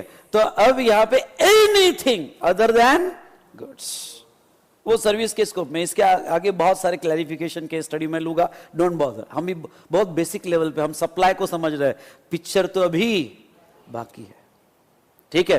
तो anything other than goods, money and securities. In short एक लाइन में बता देता हूं, मनी और सिक्योरिटीज दोनों से एक्सक्लूड किया गया है, दोनों से एक्सक्लूड किया गया, मतलब गुड्स के बाहर रखा गया है और सर्विस के, यानी in short money and securities के ट्रांजैक्शन किसी भी हालत में जीएसटी के स्कोप में नहीं आएंगे। Is it clear? Okay, now excluding money and securities but include, अब थोड़ा ये इंक्लूड इंपॉर्टेंट, और ये एक्सप्लेनेशन ये इस बार की सीजीएसटी अमेंडमेंट एक्ट के अमेंडमेंट है, वो भी हम कवर करेंगे। लेकिन सर्विस के क्या स्पेसिफिकली इंक्लूड किया है ये ध्यान दीजिएगा। Activities relating to use of money or its conversion by cash or by any other mode from one form of currency or denomination to another form of currency or denomination, underline, आगे का word underline करो, for which a separate consideration is charged, for which a separate consideration is charged। Okay, अब imagine करो, आप मेरे पास आए, sir मुझे 500 रुपए चाहिए लोन, मैंने आपको लोन दिया 500 रुपए, मैंने आपको लोन दिया मतलब ये पैसा यूज करने का राइट दिया। अरे है ना, ये यूज ऑफ मनी हुआ, यूज करने का, आप यूज करो पर आपको लौटाना पड़ेगा। अब देखो, ये पैसा दिया, ये भी एक ट्रांजैक्शन है, अरे है ना, पर ये पैसा लोन पर दिया, ये ट्रांजैक्शन पे जीएसटी नहीं आएगा, पर ये पैसा यूज करने के लिए मैं एक सेपरेट कंसिडरेशन आपसे ले रहा हूं, वो है इंटरेस्ट, वो है इंटरेस्ट। तो गवर्नमेंट क्या कहती है, यूज ऑफ मनी का अगर किसी ने सेपरेट कंसिडरेशन चार्ज किया, यूज ऑफ मनी का सेपरेट कंसिडरेशन इंटरेस्ट ही होता है, वो इंटरेस्ट लगाना, कम ऑन, वो इंटरेस्ट लगाना सर्विस मानी जाएगी, इंटरेस्ट एलिमेंट सर्विस माना जाएगा। वो इवन दो वो कनेक्टेड टू मनी है, रिलेटेड टू मनी है, पर हमने सिर्फ मनी को छोड़ा है, उसकी कनेक्टेड एक्टिविटी को नहीं छोड़ेंगे, वो इंटरेस्ट सर्विस माना जाएगा। Is it clear? ओके, तो any separate consideration charge for use of money, okay, फिर इंटरेस्ट दुनिया में कोई भी चार्ज कर रहा है फॉर यूज ऑफ मनी। आपने अनसिक्योर्ड लोन दिया, इंटरेस्ट लगाया, सर्विस। बैंक ने आपको लोन दिया, इंटरेस्ट लगाया, सर्विस। आपने एफडी रखी, इंटरेस्ट मिला, सर्विस, क्योंकि आपने बैंक को पैसा यूज करने दिया। अरे है ना, ओडीसीसी पे इंटरेस्ट लगा, सर्विस, वो इंटरेस्ट एलिमेंट सर्विस माना जाएगा। I hope you understood. Okay, now दूसरा लिखा है कन्वर्जन बाय कैश और एनी अदर मोड, और वन डिनोमिनेशन टू अनदर, या one currency to another. Okay, इसमें 3 एग्जांपल देता हूं कन्वर्जन के। ओके, पहला कन्वर्जन, मैंने 500 रुपए दिया, आपने मुझे चेंज करके 100, 50, 10 रुपीज दिए। अरे है ना, ओके, ये कन्वर्जन मनी टू मनी है, इस पे जीएसटी नहीं आएगा। पर ये कन्वर्जन का अगर मैं सेपरेट चार्जेस ले रहा हूं, नहीं समझ में आ रहा है। ओके, अब होते ना, आप जब कॉइन लाने जाते हो तो कॉइन मिलते हैं, अगर आप 1000 रुपए दो तो वो 980 रुपीज के कॉइन देते हैं आपको, 20 रुपए काट लेते हैं। अरे है ना, तो वो कन्वर्जन का आपको 20 रुपया जो काटा गया, वो सर्विस माना जाएगा, क्योंकि वो सेपरेट कंसिडरेशन है फॉर कन्वर्जन। या फिर डॉलर टू रुपीज, मैंने रुपीज दिए, आपने डॉलर दिए, ओके, या मैंने डॉलर दिया, आपने रुपीज दिए, ये नहीं आएगा, ये मनी का ट्रांजैक्शन है। पर इससे रिलेटेड कन्वर्जन का कमीशन चार्ज किया मनी चेंजर ने या ऑथराइज्ड डीलर ने, अरे है ना, तो फिर वो जो कमीशन लगाया जाएगा उस पर जीएसटी आएगा। It's a service. क्लियर? आगे बढ़ो। तो इन शॉर्ट, ओके, 2 ट्रांजैक्शन के, आपको इतना बड़ा याद नहीं रखना है, 2 ट्रांजैक्शन, यूज ऑफ मनी या conversion of money. Come on, use of money और कन्वर्जन ऑफ मनी। इसका अगर क्या लगाया आपने, सेपरेट कंसिडरेशन, तो वो ट्रांजैक्शन सर्विस का माना जाएगा। नाउ नेक्स्ट, एक एक्सप्लेनेशन अभी ऐड हुआ, और वो, for removal of doubts, it is here bye clarified that expression services includes facilitating और अरेंजिंग द ट्रांजैक्शन इन क्या, सिक्योरिटीज। एक कंफ्यूजन हो गया था कि भाई ठीक है, शेयर लिया, शेयर बेचा, म्यूचुअल फंड, बॉन्ड वगैरह बेचे, लिए, वो तो नहीं आएंगे जीएसटी में, लेकिन उससे रिलेटेड ब्रोकरेज लगाया, म्यूचुअल फंड का कमीशन लगाया, अरे है ना, ओके, तो वो ये ट्रांजैक्शन फैसिलिटेट करने के लिए, या ये ट्रांजैक्शन सिक्योरिटीज का अरेंज करने के लिए, नहीं समझ में आया। ओके, सिक्योरिटीज का ट्रांजैक्शन अरेंज करने के लिए या फैसिलिटेट करने के लिए अगर हम ब्रोकरेज लगा रहे हैं, कमीशन लगा रहे हैं, फीस लगा रहे हैं, तो क्या वो सर्विस माना जाएगा क्या? हाँ, हाँ, वो सर्विस मान, क्लियर एक्सप्लेनेशन है, फॉर रिमूवल ऑफ डाउट। ठीक है, और जब भी ख्याल रखना, मैं आपको एक्ट कैसे पढ़ते बताऊंगा, जब भी अमेंडमेंट ऐसी आती है फॉर रिमूवल ऑफ डाउट, मतलब ये रिट्रोस्पेक्टिव इफेक्ट है, प्रोस्पेक्टिव नहीं है, मतलब ये उनका ऐसा बोलना रहता है, ये तो पहले से था, सिर्फ अभी डाउट क्लियर कर रहे हैं। नहीं समझा आप? तो ये रिट्रोस्पेक्टिव इफेक्ट है, मतलब ये रिट्रोस्पेक्टिव इफेक्ट है, मतलब कब से आएगा? 1 जुलाई से, 1 जुलाई से। तो जब भी वर्ड्स ऐसे आते हैं फॉर रिमूवल ऑफ डाउट, मतलब समझ जाना वो सिर्फ डाउट क्लैरिफाई कर रहे हैं, प्रोविजन तो पहले से थी। ठीक है, तो for removal of doubt it is clarified that expression service include the facilitating and arranging the transaction in securities. Okay, I hope you understood. ठीक है, now भाई गुड्स ने और सर्विस में मनी एक्सक्लूड किया। मनी यानी क्या? मनी यानी सिर्फ, एक्चुअली ये भी देखा जाए तो ये करेंसी नहीं है, ये लीगल टेंडर है 500 रुपए का, यानी ये प्रॉमिसरी नोट है। अरे है ना, ओके, यहाँ गवर्नर कहते हैं मैं धारक को इतना पैसा देने का, अदा करने का वादा करता, जो भी है वचन लेता हूं। Is it clear? तो नाउ ये तो, पर मनी की डेफिनेशन हमें चाहिए। मनी की डेफिनेशन क्या है? Indian legal tender of foreign, of any foreign currency, cheque, promissory note. हाँ, चेक लिया दिया वो भी मनी का माना जाएगा। Promissory note, bill of action, letter of credit, draft, pay order, traveller cheque, money order, postal, electronic remittance और any other instrument recognized by RBI, okay, when used as a consideration to settle the obligation or action with Indian legal tender of another denomination. पर अभी तक bitcoin money के transaction में नहीं है, क्योंकि अभी वो लीगल टेंडर नहीं है। बिटकॉइन वर्ड सुना है कभी? नहीं सुना होगा तो गूगल सर्च मार देना, अरे है ना। ओके, लेकिन इंपॉर्टेंट क्या है? But shall not includes any currency that is held in its numismatic क्या वैल्यू। पर ये अंडरलाइन करो, मनी में क्या नहीं आएगा? ऐसी कोई करेंसी जो आज सिर्फ न्यूमेरिस्टिक वैल्यू पे है, मतलब पुराने कोई okay copper coin, gold coin, अरे है ना, जिसकी आज सिर्फ न्यूमेरिकल वैल्यू है पर वो आज की करेंसी नहीं है। या 3 साल पहले का 1000 का नोट, अरे है ना, ओके, या 500 का नोट, ओके, आज उसकी सिर्फ न्यूमेरिकल वैल्यू है, ओके, आज की वो करेंसी नहीं है। Is it clear? ओके, वो 1000 का नोट कोई 50 रुपए में लेगा, बोलेगा देखो आज का 50 रुपया देता हूं, मुझे सिर्फ वो जमा करने में मजा आता है, पुराने नोट, उसकी न्यूमेरिकल वैल्यू, बस खत्म। Is it clear? तो वो करेंसी नहीं माना जाएगा। यानी पुराने किसी ने कॉपर कॉइन बेचे तो वो जीएसटी के स्कोप में आएगा, अरे है ना, वो गुड्स माना जाएगा। चलो डन। यहां पे हमने देखा एक चार्ट ड्रॉ बनाते हैं, चार्ट तो अपना स्पेशल फीचर है, ओके, जो भी पढ़ा उसके चार्ट, ओके, तो लिखो अब यहां पे चार्ट कैसे बनाएंगे। सेक्शन 252 गुड्स, पहले देख लो, हाँ, गुड्स और सर्विस का क्या है, section 2102, section 2102 services.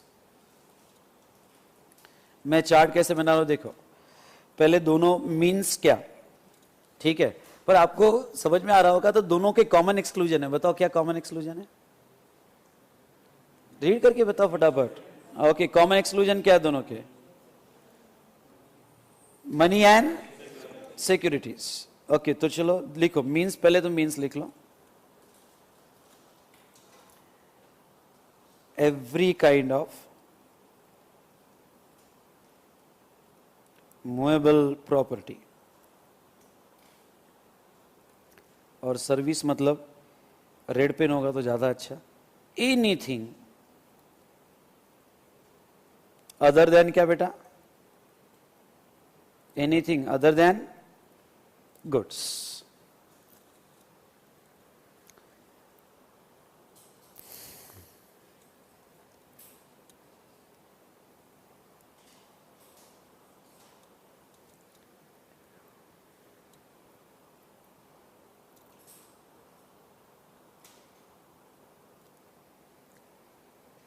Other than goods. चलो अब देखो मैं क्या कर रहा हूं,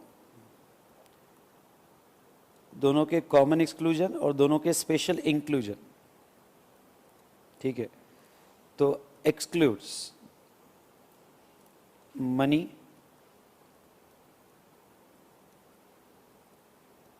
and second securities, includes goods में स्पेशल इंक्लूजन क्या है और सर्विसेज में स्पेशल इंक्लूजन क्या है।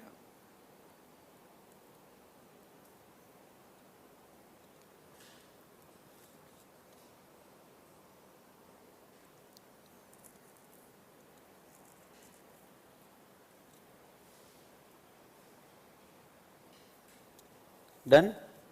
अच्छा, गुड्स में स्पेशल इंक्लूजन रेड पेन होगा तो क्या बेटा, फर्स्ट एक्शनेबल क्लेम्स, और second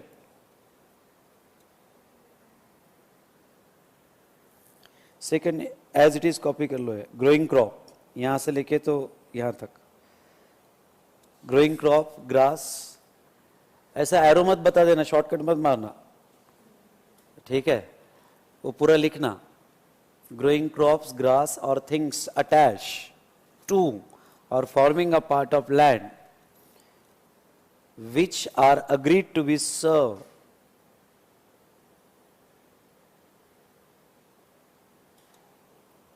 and before supply or under the contract of supply, ठीक है। उसके बाद में इसमें सर्विस में स्पेशल इंक्लूजन लिखो, फर्स्ट 3 लिखना है आपको, एक मिनट सॉरी, ऐसा लिखो, सेपरेट कंसिडरेशन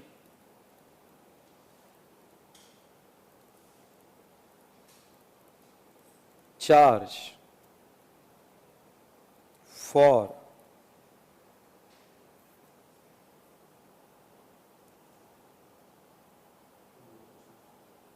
इसको 1 देना, 1 separate consideration charge for A, use of money,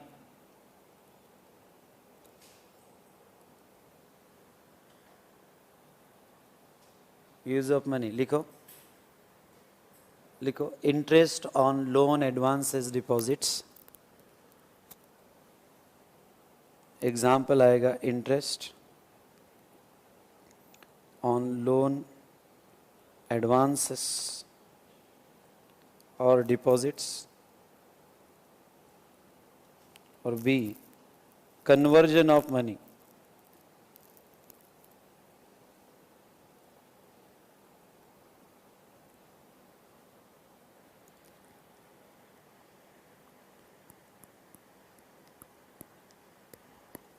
लिखो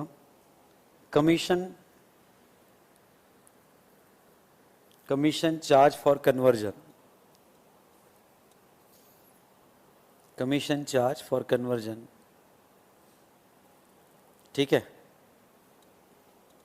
वो सर्विस माना जाएगा। और सेकंड लिखो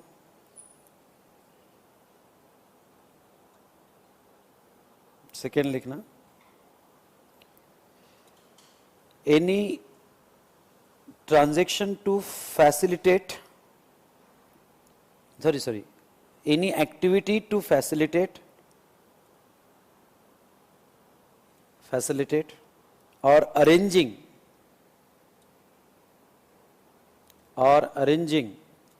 transaction in securities,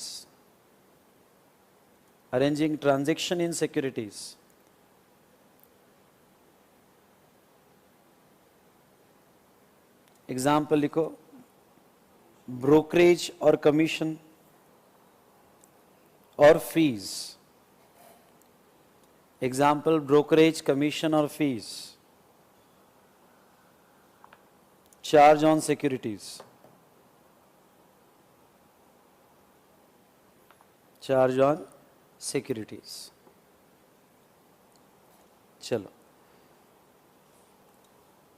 important comment,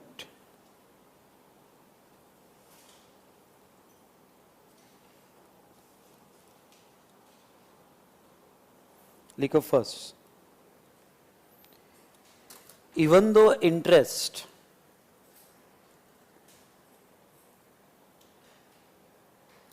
important comment, लिखो first, even though interest on loan advances or deposit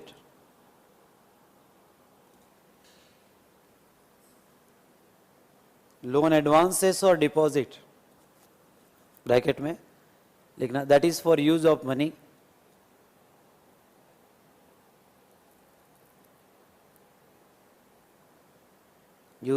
bracket complete,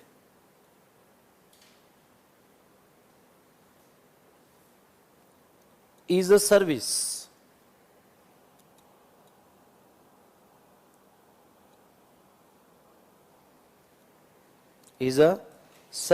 but exempted from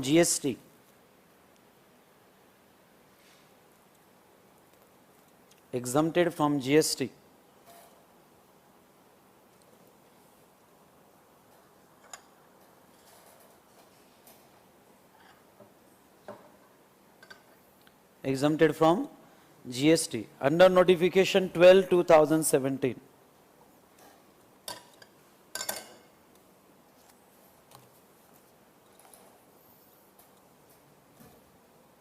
कुछ समझा क्या लिखवाया मैंने? अभी इंटरेस्ट सर्विस है, सर्विस का स्टेटस दे दिया उन्होंने, पर फिलहाल जीएसटी नहीं है, इसलिए होम लोन का इंटरेस्ट, बैंक लोन का इंटरेस्ट, ओडी का इंटरेस्ट, सीसी का इंटरेस्ट पे जीएसटी नहीं लगता है, क्योंकि फिलहाल एग्जम्पशन है। ओके, ये ध्यान रखना, इंटरेस्ट आगे, I repeat, interest is a service but अभी एग्जम्पशन में है, और ख्याल रहे एग्जम्पशन उसे दिया जा सकता है तो जीएसटी के स्कोप में आता है, मतलब भी इंटरेस्ट जीएसटी के स्कोप में आता है, पर फिलहाल एग्जम्पशन है। डन बेटा? ओके, कोई डाउट यहां तक? ठीक है, आगे बढ़े।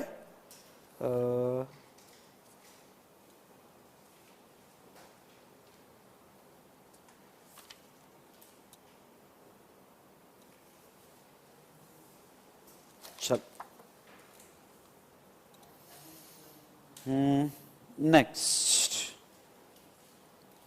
नेक्स्ट इस पे आता हूं। हाँ, अब मैं गुड्स और सर्विस, हम चार्ट के हिसाब से चलेंगे। हमने चार्ट कैसे बनाया था अगर आपको याद होगा तो? क्या बेटा, गुड्स एंड सर्विसेज, ये हो गया, ये हो गया। अब थोड़ा ये पार्ट पे आते हैं, सच एज क्या? Sale, transfer, barter, exchange, licence, lease, rental, disposal. Okay, अब मैं आपको बता दूं, ये इतनी सारी टर्म्स यूज की पर किसी को भी डिफाइन नहीं किया जीएसटी में। आप अपने हिसाब से समझ लो क्या है, as per there dictionary meaning. अरे है ना, ट्रांसफर हो रहा है फॉर सम कंसिडरेशन, या ट्रांसफर या बार्टर या एक्सचेंज, जो भी डिक्शनरी मैंने लिया नहीं, रेगुलर बुक में मैंने डाला है इसके डिक्शनरी मीनिंग, फास्ट ट्रैक में मैंने नहीं लिया, जरूरत भी नहीं, पूछेंगे भी नहीं। ये टर्म्स आपको पता है, barter, exchange, lease, rental, disposal. पर ख्याल रहे, एक बात बता देता हूं, समझ लो आप बार्टर कर रहे हो mister A and mister B, ध्यान से सुनना, mister A and mister B. Mister A ने इसको एक्स गुड्स दिया तो बी ने उसको वाई दिया, बार्टर चालू है। अरे है ना, तो एक्स पर भी जीएसटी आएगा और वाई पे भी जीएसटी। सबसे बेस्ट एग्जांपल बार्टर का आपको बता देता हूं, समझ लो किसी का यहाँ पे सिटी एरिया में बहुत बड़ा लैंड है, समझ लो बहुत बड़ा प्लॉट है। ओके, बिल्डर उसके पास गया, बिल्डर ने बोला यार ओके तेरे पास लैंड है, मैं बिल्डर हूं, मैं कंस्ट्रक्ट करके देता हूं। या पुरानी ओल्ड सोसाइटी है, ओके, डिमोलिश करके हम कंस्ट्रक्शन करते हैं। अरे है ना, तो तू राइट्स दे, मैं तुझे फ्लैट देता हूं। मतलब ये बार्टर ही है। बार्टर है मतलब क्या, कि तू मुझे डेवलपमेंट राइट्स दे। अरे है ना, ओके, तू मुझे डेवलपमेंट राइट्स दे, इसके अगेंस्ट में तेरे प्लॉट के मैं तुझे 20 फ्लैट दे दूंगा, तुझे 20 फ्लैट का क्या करना है कर ले। Is it clear? तो इट्स अ बार्टर। तो दोनों पे जीएसटी लगता है, उसने डेवलपमेंट राइट्स दिए उस पर भी जीएसटी है, और इसने उसको 10 फ्लैट 20 फ्लैट कंस्ट्रक्ट करके दिए उस पर भी जीएसटी है, दोनों पे जीएसटी लगता है। आई होप, तो ये इसको देगा इस पे भी जीएसटी, ये इसको देगा इस पे भी जीएसटी। नो डाउट इसने जो जीएसटी इसको लगाया, ओके, ये क्रेडिट ले सकता है क्योंकि इसके लिए इनपुट है, subject to conditions of ITC, और इसने इसको जीएसटी लगाया, ये भी क्रेडिट ले सकता है subject to condition of ITC. Okay, तो फिर आपका एक बहुत बेसिक सवाल आएगा कि सर बार्टर में ओके ये इसको जीएसटी लगा के उसको क्रेडिट मिलने वाला है, और वो उसको जीएसटी लगा के इसको क्रेडिट मिलने वाला है। सर जीएसटी लगा के जब दोनों को क्रेडिट मिलने वाला है तो जीएसटी लगा नहीं क्यों? फालतू बातें नहीं करना। ओके, ये बात तो ऐसी होगी कि सर हिल पे जाके उतरना ही है तो फिर जाना ही क्यों? ओके, वो नहीं है, ऐसा नहीं है बेटा। आप जीएसटी लगाओ, फिर जीएसटी लगाने के बाद क्रेडिट सबके थोड़ी मिलते हैं, आपको कुछ उसकी शर्तें पूरी करनी पड़ती है, कंडीशंस पूरी करनी पड़ती है। ब्लॉक क्रेडिट कंसेप्ट भी है, कुछ याद है आपको? कुछ ओके, ब्लॉक यानी कुछ आईटीसी के क्रेडिट नहीं मिलते, तो आप पहले तो जीएसटी लगाओ, फिर क्रेडिट की कंडीशंस पूरी करो और बाद में उसकी credit low. I hope you understood. Barter हुआ, एक्सचेंज हुआ, एक्सचेंज के केस में भी जीएसटी आएगा। ओके, तो यहां पे ये वर्ड सिंपल अपनी जो डिक्शनरी मीनिंग है उसके हिसाब से आपको लेना है। Licence agreement, generally licence, lease, rental ये सर्विसेज होती है। ओके, और लास्ट डिस्पोजल। हाँ, डिस्पोजल वर्ड मोस्टली वेस्ट और स्क्रैप, आपने रद्दी बेची बिजनेस की, कम ऑन, कहां की रद्दी बेची? बिजनेस की, डिस्पोज कर दी, स्क्रैप डिस्पोज कर दिया। ख्याल रहे जीएसटी सिर्फ फाइनल प्रोडक्ट पे नहीं आता है, जीएसटी हर वो goods, every kind of movable property, अरे है ना, फिर वो आपका वेस्ट हो, स्क्रैप हो, कुछ भी हो, उसके ऊपर जीएसटी आएगा जो आप डिस्पोज करोगे। जीएसटी सभी ट्रांजैक्शंस पे आएगा of goods or services provided that it is for consideration in the course of business. Done? Okay, तो बस इससे ज्यादा उसको स्ट्रेच नहीं करूंगा। ओके, इनफ है, आगे हम डिस्कशन जैसे जैसे आएगा उसके हिसाब से करेंगे। ओके, दूसरा वर्ड था बेटा मेड और अग्रीड टू बी मेड। मैंने अग्रीड टू बी मेड का तो मीनिंग आपको बताया, क्या आपको एडवांस मिलता है तो आपको जीएसटी देना पड़ेगा। अरे है ना, ओके, जीएसटी देना पड़ेगा, पर उससे रिलेटेड और आगे कुछ प्रोविजन पड़ेंगे। थर्ड वाली कंडीशन क्या थी हमारे चार्ट में, बताओ थर्ड वाली क्या कंडीशन है? For consideration. तो what do you mean by consideration? चलो ये डेफिनेशन देखते हैं, कंसिडरेशन यानी क्या, आ जाओ फटाफट।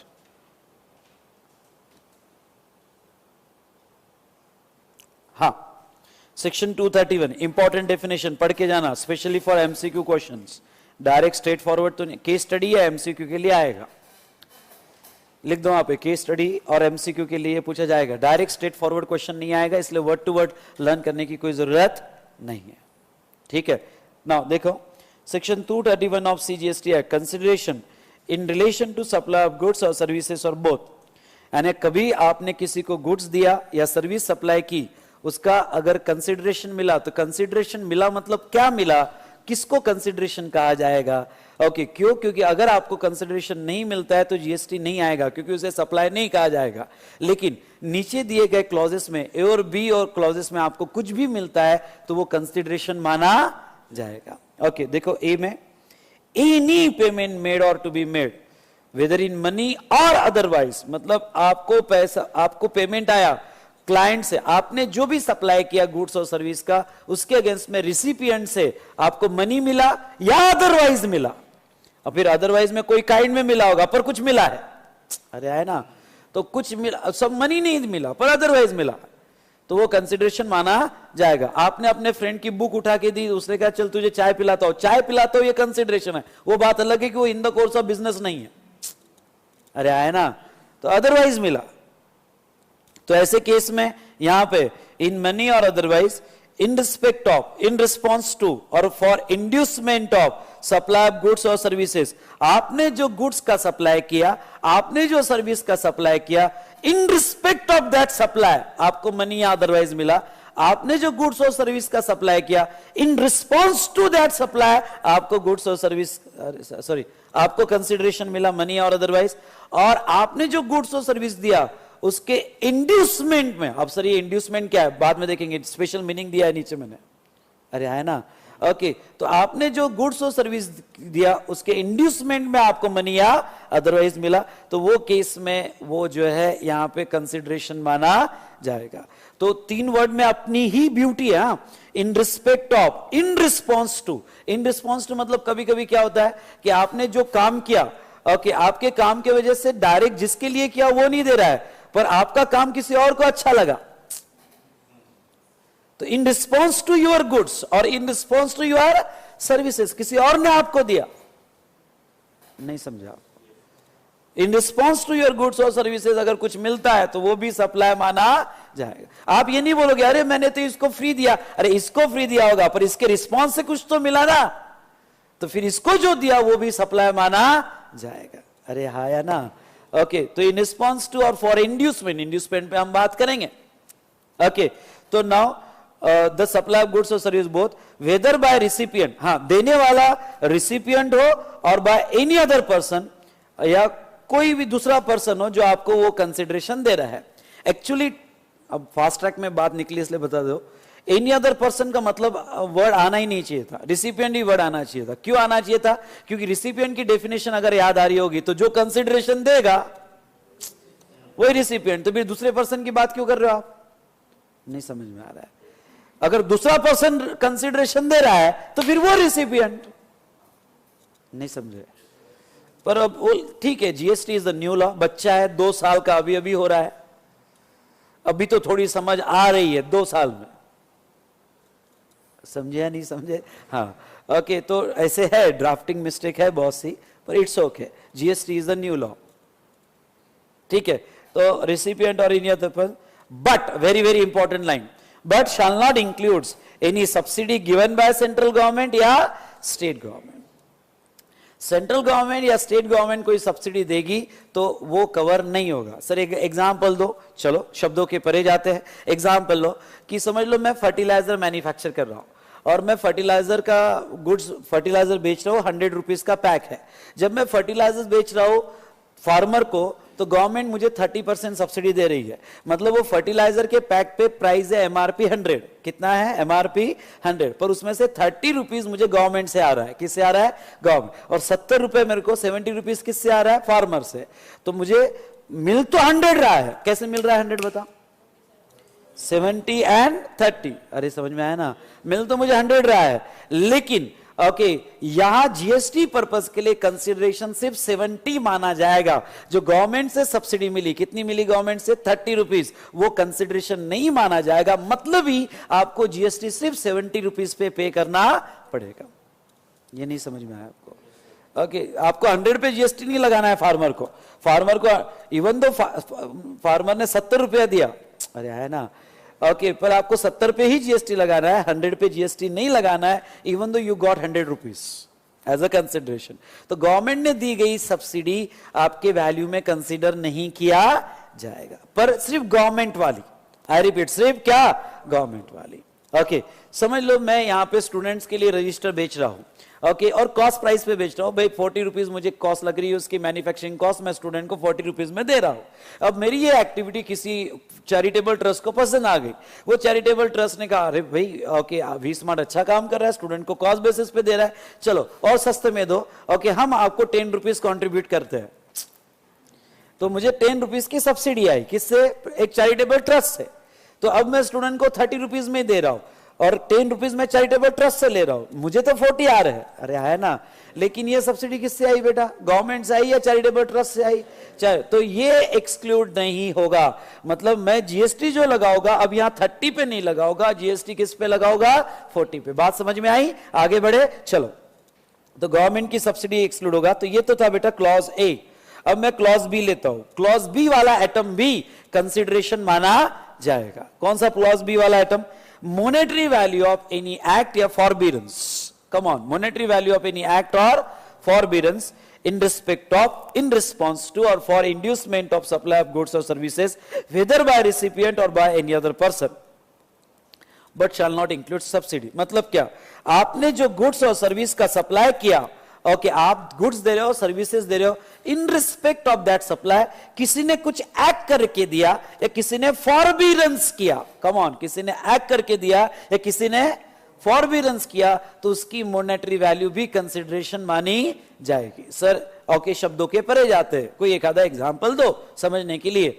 ओके तो नाउ ये एग्जांपल जो मैं हर क्लास में लेता हूं वो मैं यहां पे ले रहा हूं। ओके बेटा 2007 में मेरी शादी हुई। ओके शादी, my wife is interior decorator. तो अब ऐसे केस में okay she is from Nagpur. Okay जब पुणे तो उसने कहा ओके विशाल ओके मुझे यहाँ पे भी प्रैक्टिस चालू करना है। मैंने कहा बिल्कुल ओके आप चालू करो। ओके प्रैक्टिस चालू हुई। पहले अब वर्क कैसे स्टार्ट करे। ओके तो शादी होने के बाद कुछ 1 महीने बाद मेरे फ्रेंड का कॉल आया। ओके और उसने, वो फ्रेंड मुंबई रहता था, तो उसने कहा कि विशाल एक काम करना है, मेरा एक फ्लैट है यार, ओके अभी पुणे में लिया है और मैं पुणे में शिफ्ट होने वाला हूँ, 2 BHK फ्लैट है, उसका इंटीरियर करवाना है, तो कोई इंटीरियर डेकोरेटर देख, कोई पहचान का होगा तेरा, तो उसका इंटीरियर करवा लेते हैं। तो मैंने कहा चलो, तू पहचान का क्यों है, तेरी भाभी इंटीरियर है। तो उसने कहा अरे वाह घर की बात, मतलब घर की बात नहीं, जो भी होगा प्रोफेशनल होगा। तो यहाँ पे तो इन शॉर्ट जो भी होगा प्रोफेशनल होगा। तो यहाँ ऐसे केस में तू करवाना चाहता है तो कर सकता है, उसके कुछ वर्क तू देख सकता है जो ऑलरेडी उसने नागपुर में किए है। तो उसको पसंद आया, उसने कहा ठीक है, उसने टर्न की प्रोजेक्ट दे दिया। टर्न की प्रोजेक्ट मतलब मेरे से तो आना पॉसिबल नहीं है, okay goods plus service, okay works contract दे दिया उसने कि भाई गुड्स प्लस सर्विस ऐसा इतना मेरा बजट है, और सिर्फ डिजाइन मुझे भेज दे, मुझे पसंद आ गया तो मैं अप्रूव कर दूंगा। ओके गुड्स प्लस सर्विस ऐसा ठीक है। पर उसने 3 महीने का टाइम दिया। उसने कहा विशाल टाइम मेरे पास लिमिटेड है, 3 महीने के अंदर तेरे को पूरा प्रोजेक्ट कंप्लीट करना है।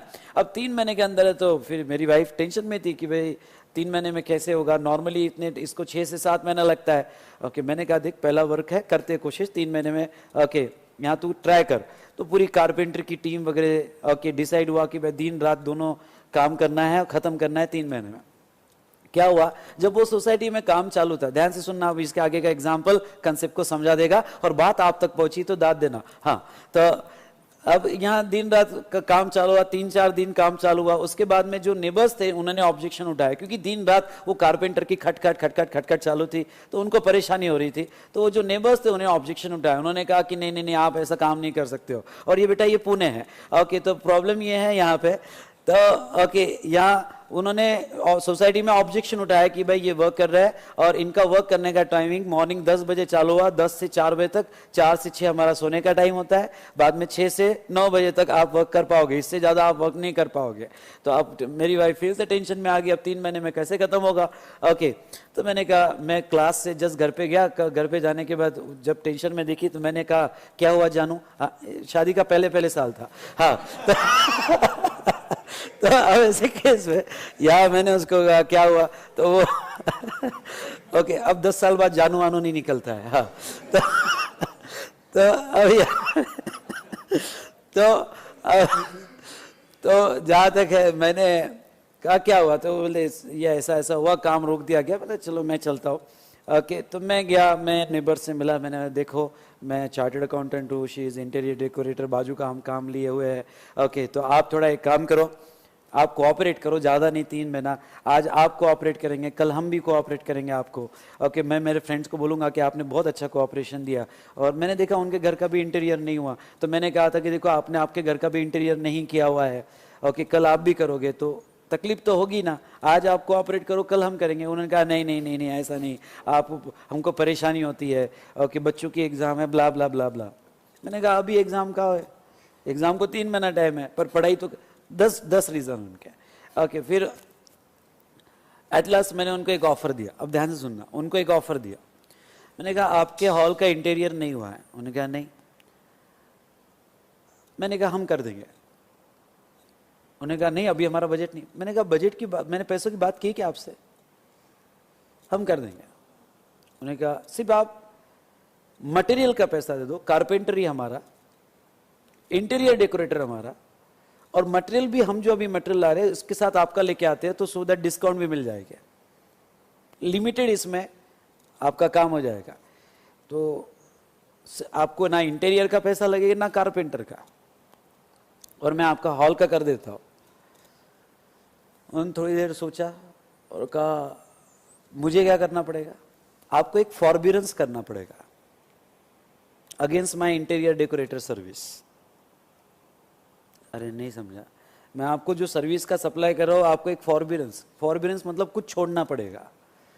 तो उन्होंने क्या छोड़ना पड़ेगा, आपने जो सोसाइटी में ऑब्जेक्शन उठाया वो उठाओ, अरे है ना, वो छोड़ दो। अगर आप वो छोड़ देते हो, फॉरबियरेंस कर देते हो, मेरी बात समझे क्या, तो मैं आपको सप्लाई कर दूंगा। तो ख्याल रहे, मैंने उनको इंटीरियर डेकोरेटर सर्विस दी, कारपेंटर की सर्विस दी, ये दिखने में तो फ्री थी, ये दिखने में तो फ्री थी, पर चेहरा क्या देखते हो, दिल में उतर कर देखो ना। Lifting the corporate veil, go beyond the scene. अरे है ना, तो मुझे बताओ, ओके मुझे ये बताओ, क्या ये सच में फ्री था कि कुछ मिल रहा था, कुछ मिल रहा था, क्या मिल रहा था, एक्ट या फॉरबियरेंस, एक्ट या फॉरबियरेंस, ये भी कंसिडरेशन माना जाएगा। In respect of your supply of goods और services you get any act या any forbearance, that would also treated as consideration. अब ये मतलब बिल्डर के केस में भी ये स्लम रिहैबिलिटेशन होता है, स्लम है समझ लो, बिल्डर क्या कर रहा है, बिल्डर उनको कह रहा है कि आप खाली कर दो, आप अपने राइट छोड़ दो, अरे है ना, आप अपने राइट छोड़ दो, मैं आपको अलग बिल्डिंग मान के देता हूं, ये सिटी एरिया का। तो क्या हुआ, उन्होंने अपने राइट छोड़े, फॉरबियरेंस किया, और बिल्डर ने उनको फ्री बिल्डिंग मान के दी, दिखने में फ्री है पर वो रियल सेंस में फ्री नहीं है, वो फॉरबियरेंस है, राइट छोड़े हुए है। बिल्डर को, सभी बिल्डर को वो जो भी फ्री बांध के दिया उस पर जीएसटी देना है, नहीं समझा आप, क्योंकि दिखने में फ्री है पर वो फ्री नहीं है, वो फॉरबियरेंस है, एक्ट है, फॉरबियरेंस है। I hope you understood, enough example मैंने यहां दिए। ओके, तो 4 बातें, अगर अब मेरी एक लाइन दिमाग में फिट करना जो मैं कहने जा रहा हूं, जब भी आप गुड्स और सर्विस का सप्लाई करोगे और वो कंसिडरेशन पे होगा तो ही जीएसटी आएगा। अब सेकंड सवाल, कब बोला जाएगा वो कंसिडरेशन पे है, अगर आपके सप्लाई के अगेंस्ट में आपको मनी मिला, अदरवाइज मिला, अरे है ना, या एक्ट मिला या फॉरबियरेंस मिला, ये 4 बातें मिली। अरे समझा क्या, कौन सी 4 बातें बेटा, मनी, अदरवाइज, एक्ट या फॉरबिडेंस। ये चार बातें आपको अगर मिलती है तो कंसिडरेशन माना जाएगा। ये चार बातों के अलावा अगर कुछ नहीं है, कम ऑन, ये चार बातों के अलावा अगर कुछ नहीं है तो फिर आपके गुड्स या सर्विस के सप्लाई पर जीएसटी नहीं आएगा, क्योंकि कंसिडरेशन नहीं है। I hope you understood. तो चार बातें, मनी, अदरवाइज, एक्ट या forbearance. Okay, in respect of, in response to और for inducement of your supply of goods और सर्विसेज। पर गवर्नमेंट की सब्सिडीज, सेंट्रल और स्टेट गवर्नमेंट की सब्सिडी नहीं आएगी। एक एमसीक्यू क्वेश्चन आपको कंफ्यूज करने के लिए ऐसा आ सकता है, लोकल अथॉरिटी ने सब्सिडी दी, कम ऑन, क्या लोकल अथॉरिटी ने सब्सिडी दी, क्या वो एक्सक्लूड होगा क्या?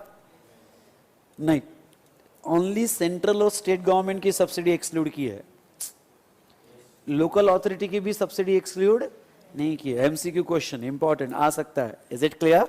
ओके, तो ख्याल रहे। और अब लास्ट एक प्रोविजो देखो, provided that a deposit given in respect of supply of goods और क्या सर्विसेज। सर एक बताओ ना, केस रह गई, वो क्या हुआ? तुम्हारे वाइफ ने जो उसको इंटीरियर डेकोरेटर करके दिया तो क्या होगा? उस पर भी जीएसटी आएगा। अरे आया ना, वो फ्री भी दिया होगा तो भी जीएसटी आएगा, क्योंकि फॉरबिडेंस कंसिडरेशन है। देखो, मेरे फ्रेंड को दिया, वहां तो मॉनेटरी कंसिडरेशन है, वहां तो पैसा आ रहा है, क्योंकि पहले हो गया था, घर की बात नहीं है।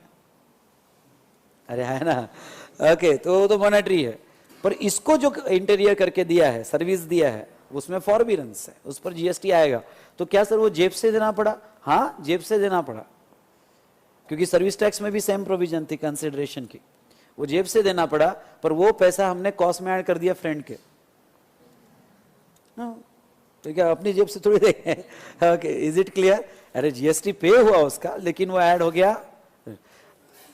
अब आप पूछोगे सर ये पता कैसे चलता है? ऑफिसर को नहीं बताते तो पता कैसे चलता? रियल सेंस में पता ही नहीं चलता। पर I was the honest tax payer. अगर नहीं भी पता तो पता नहीं चलता था। अरे है ना, नहीं भी पता तो पता नहीं चलता, लीगली आई वॉज लायबल। अरे है ना, ओके, लेकिन नहीं भी पता था तो भी पता नहीं चलता था, पर मैं तो ऑनेस्ट टैक्स पेयर था। चलिए चलो आते हैं यहां पे। Provided that the deposit given in respect of supply of goods और services, underline the word deposit, deposit given in respect of supply of goods or services or both shall not be considered as a payment made for such supply unless supplier applies such deposit as a consideration for the said supply। मतलब अगर आपको किसी से security deposits मिलते हैं, उन्होंने security deposit नहीं कहा, उन्होंने सिर्फ डिपॉजिट कहा, और डिपॉजिट का स्कोप बहुत बड़ा है। अरे है ना, पर समझने के लिए मैं वर्ड यूज कर रहा हूं, अगर किसी से सिक्योरिटी डिपॉजिट मिल रहा है तो वो सिक्योरिटी डिपॉजिट कंसिडरेशन नहीं माना जाएगा। ठीक है, जब तक वो डिपॉजिट आपका एडजस्ट नहीं करते हो आप। ओके, जैसे हम जब फ्रेंचाइजी देते हैं फॉर वर्चुअल सेशन तो हम 50,000 डिपॉजिट लेते हैं, सिक्योरिटी डिपॉजिट जो रिफंडेबल होता है। अरे है ना, तो जब फ्रेंचाइजी से हमको पैसा मिल रहा है तब हम वो सप्लाई नहीं बोलेंगे। हाँ, लेकिन अगर किसी फ्रेंचाइजी ने हमारा फीस का पैसा नहीं दिया तो हम डिपॉजिट से एडजस्ट करते हैं।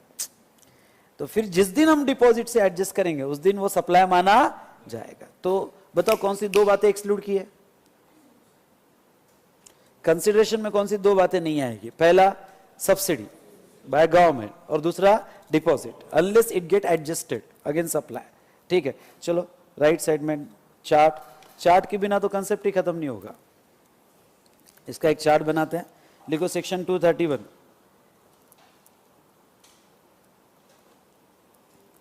Consideration, make two parts, A, B।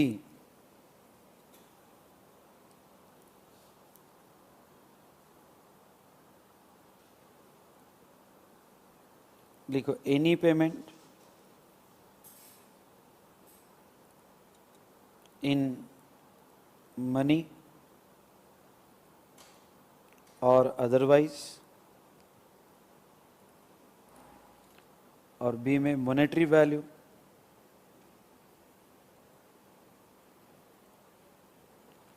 Value of act और फॉरबिडेंस,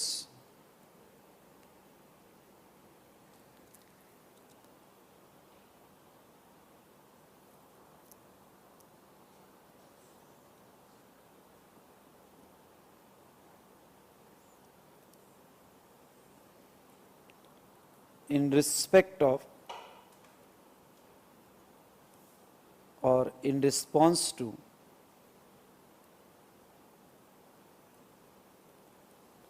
or for inducement of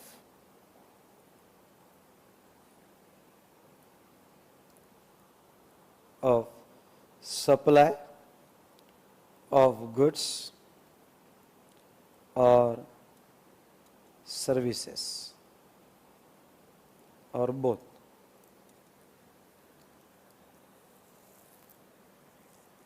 In respect of or in response to or for inducement of supply of goods or services or both.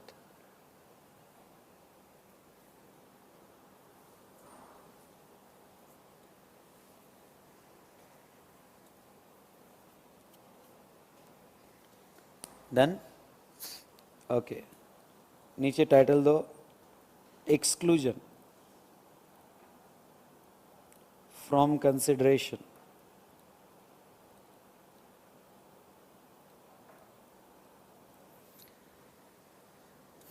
लिखो 1. क्या लिखो? Subsidy. Subsidy given by central और state government.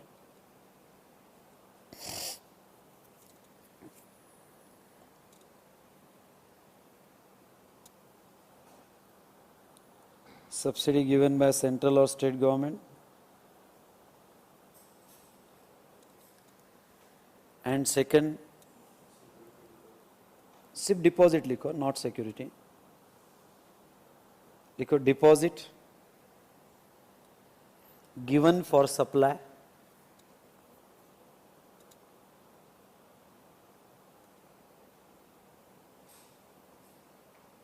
unless supplier adjusts such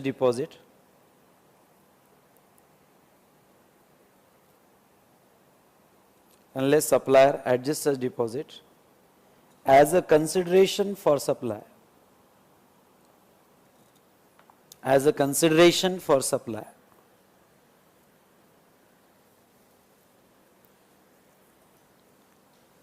ठीक है.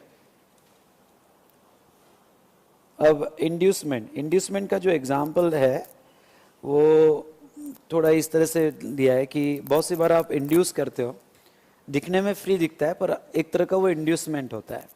जैसे एक simple example मैं यहाँ लेता हूँ कि भाई ये मुंबई पुणे हाईवे पे बहुत सारी बसेस चलती है, साइड में बहुत सारे रेस्टोरेंट भी है. तो वो रेस्टोरेंट बस वाले को, बस ड्राइवर को इंड्यूस कर रहा है कि तेरी बस यहाँ रोक. अरे है ना, तेरी बस यहाँ रोक, पैसेंजर उतरेंगे, ओके, और तो हम उससे हमारा बिजनेस बढ़ेगा. ओके, तो वो ड्राइवर बोल रहा है मेरा क्या फ़ायदा? तो तेरा फ़ायदा यही कि तुझे फ्री मील मिलेगा. नहीं समझा? तुझे फ्री मील मिलेगा, तेरे साथ और जो एम्प्लॉई है उनको फ्री मील हम देंगे, तू फ्री मिले पर बस को यहाँ रोक. अब मुझे बताओ, ड्राइवर को आपने मील फ्री दिया, क्या रियल सेंस में फ्री था या इंड्यूस किया गया? इंड्यूस किया गया ना उसको, मतलब कंसिडरेशन इन्वॉल्व था उसमें. नो डाउट ये छोटे छोटे कॉन्ट्रैक्ट में तो मुश्किल है ट्रेस करना, पर बड़े कॉन्ट्रैक्ट में ट्रेस हो जाता है कि आप इंड्यूस कर रहे हो. Is it clear?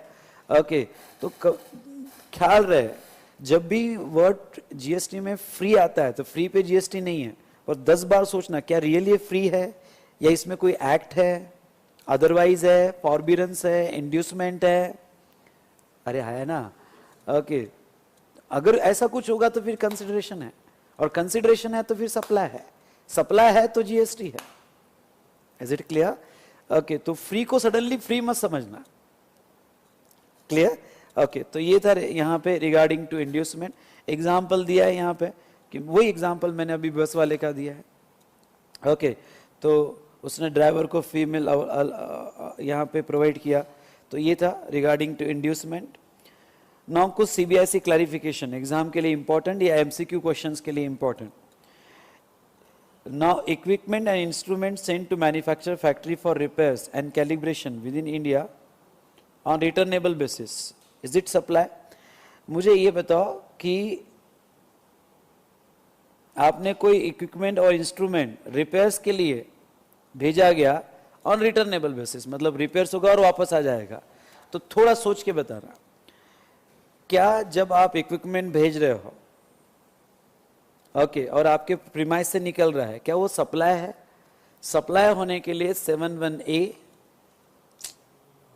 या 71C, 71A होने के लिए कंसिडरेशन होना जरूरी है, तो ही सप्लाई बोला जाएगा। हाँ, गुड्स ट्रांसफर हो रहा है, मानता हूं गुड्स ट्रांसफर हो रहा है, लेकिन ये ट्रांसफर फॉर कंसिडरेशन होना चाहिए। तो बताओ, आप जब रिपेयर को भेज रहे हो तो कोई कंसिडरेशन मिल रहा है आपको कि गुड्स रिपेयर होके वापस आ रहा है, इक्विपमेंट रिपेयर होके वापस आ रहा है, कोई कंसिडरेशन नहीं है। मेरी बात समझ रहे हो क्या आप? कोई कंसिडरेशन ना एक्ट में है, ना मनी में है, ना फॉरबियरेंस से कोई कंसिडरेशन नहीं है। तो अगर आप रिपेयर के लिए गुड्स भेजते हो तो वो सप्लाई नहीं है, और आप कोई डिम डिस्टिंग पर्सन को भी नहीं भेज रहे हो, किसी और को भेज रहे हो, अरे है ना, तो वो सप्लाई नहीं है। ओके, क्योंकि वहां कंसिडरेशन नहीं है। तो अगर सप्लाई नहीं है तो टैक्स इनवॉइस नहीं बनेगा। रूल 55 के चालान के तहत वो गुड्स, देखो एक चीज दिमाग में अभी फिट कर लो, जहां सप्लाई नहीं है वहां चालान बनेगी।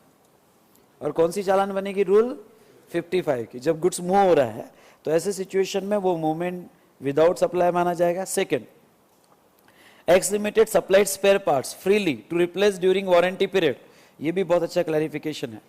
Is it supply? ओके, समझ लो मैंने आपको वॉशिंग मशीन बेची और मैंने 1 साल की वारंटी दी, हर पार्ट की वारंटी दिया 1 साल की, उसमें आपकी मोटर खराब होगी वॉशिंग मशीन की, तो कंपनी मोटर आपको फ्री दे रही है, अरे है ना, तो मुझे बताओ कंपनी आपको जब वो मोटर फ्री दे रही है, तो जब वो मोटर आपके प्रीमाइस से निकल रही है तो मनी में तो कुछ नहीं मिल रहा है, क्या अदरवाइज भी कुछ मिल रहा है? नहीं, कोई काइंड में भी नहीं मिल रहा है, कोई एक्ट या कोई फॉरबियरेंस नहीं, वो टोटली फ्री माना जाएगा। और ये बहुत बड़ा क्लैरिफिकेशन है इंडस्ट्री के लिए, अगर आप वारंटी में कुछ भी फ्री सप्लाई करते हो तो उस पर जीएसटी नहीं आएगा। क्यों? क्योंकि कोई कंसिडरेशन ही नहीं है, ना मनी में है ना अदरवाइज है, मनी में भी नहीं, अदरवाइज भी नहीं है, एक्ट में नहीं, फॉरबियरेंस नहीं। ओके, तो उस पर कोई जीएसटी नहीं आएगा। अच्छा कंसिडरेशन है। और कुछ क्लैरिफिकेशन यहाँ पे, ये तो कल मैंने पढ़ाया था, याद है, तिरुपति बालाजी प्रसादम वगैरह। ओके, तो प्रसादम फूड वगैरह दिया जा रहा है, ओके, तो उस पर जीएसटी नहीं आएगा। देखो underline, prasadam supplied by religious place like temple, mosque church या gurdwara, okay, attract nil C GST, S GST, I GST, उसके ऊपर जीएसटी नहीं आएगा। उसके बाद में free distribution of goods by charitable trust in order to supply which is taxable under GST, transaction should be in the course of business as there is no quid pro quo consideration involved for charitable trust activity। हाँ, charitable trust बहुत सी बार free goods बांट रही है तो उसमें consideration नहीं है। Consideration नहीं है मतलब 10 बार सोचना, 4 बातें नहीं है। कौन सी 4 बातें नहीं है? मनी नहीं है, अदरवाइज नहीं है, एक्ट नहीं है, फॉरबियरेंस नहीं है। Is it clear? तो फिर उसके ऊपर जीएसटी नहीं आएगा। ओके, तो ये था बेटा फॉर कंसिडरेशन। नेक्स्ट, मेड और अग्रीड टू बी मेड, कुछ याद है आपको? ओके, मेड मतलब आपने सप्लाई कर दिया है, और अग्रीड टू बी मेड मतलब 2 transaction. Underline, agreed to be made में 2 ट्रांजेक्शन आते हैं, एक तो आपने एग्रीमेंट कर लिया या आपको क्या मिल गया? एडवांस। ओके, दोनों को अंडरलाइन करो। मतलब आपको जिस दिन आपने एग्रीमेंट कर लिया उसी दिन सप्लाई मान लिया जाएगा, या आपको क्या मिल गया बेटा? एडवांस। एडवांस मिल गया तो उस दिन आपको सप्लाई मान लिया जाएगा। मेड और अग्रीड टू बी मेड। हाँ, ये डिस्कशन लेते हैं और फिर ब्रेक लेते हैं।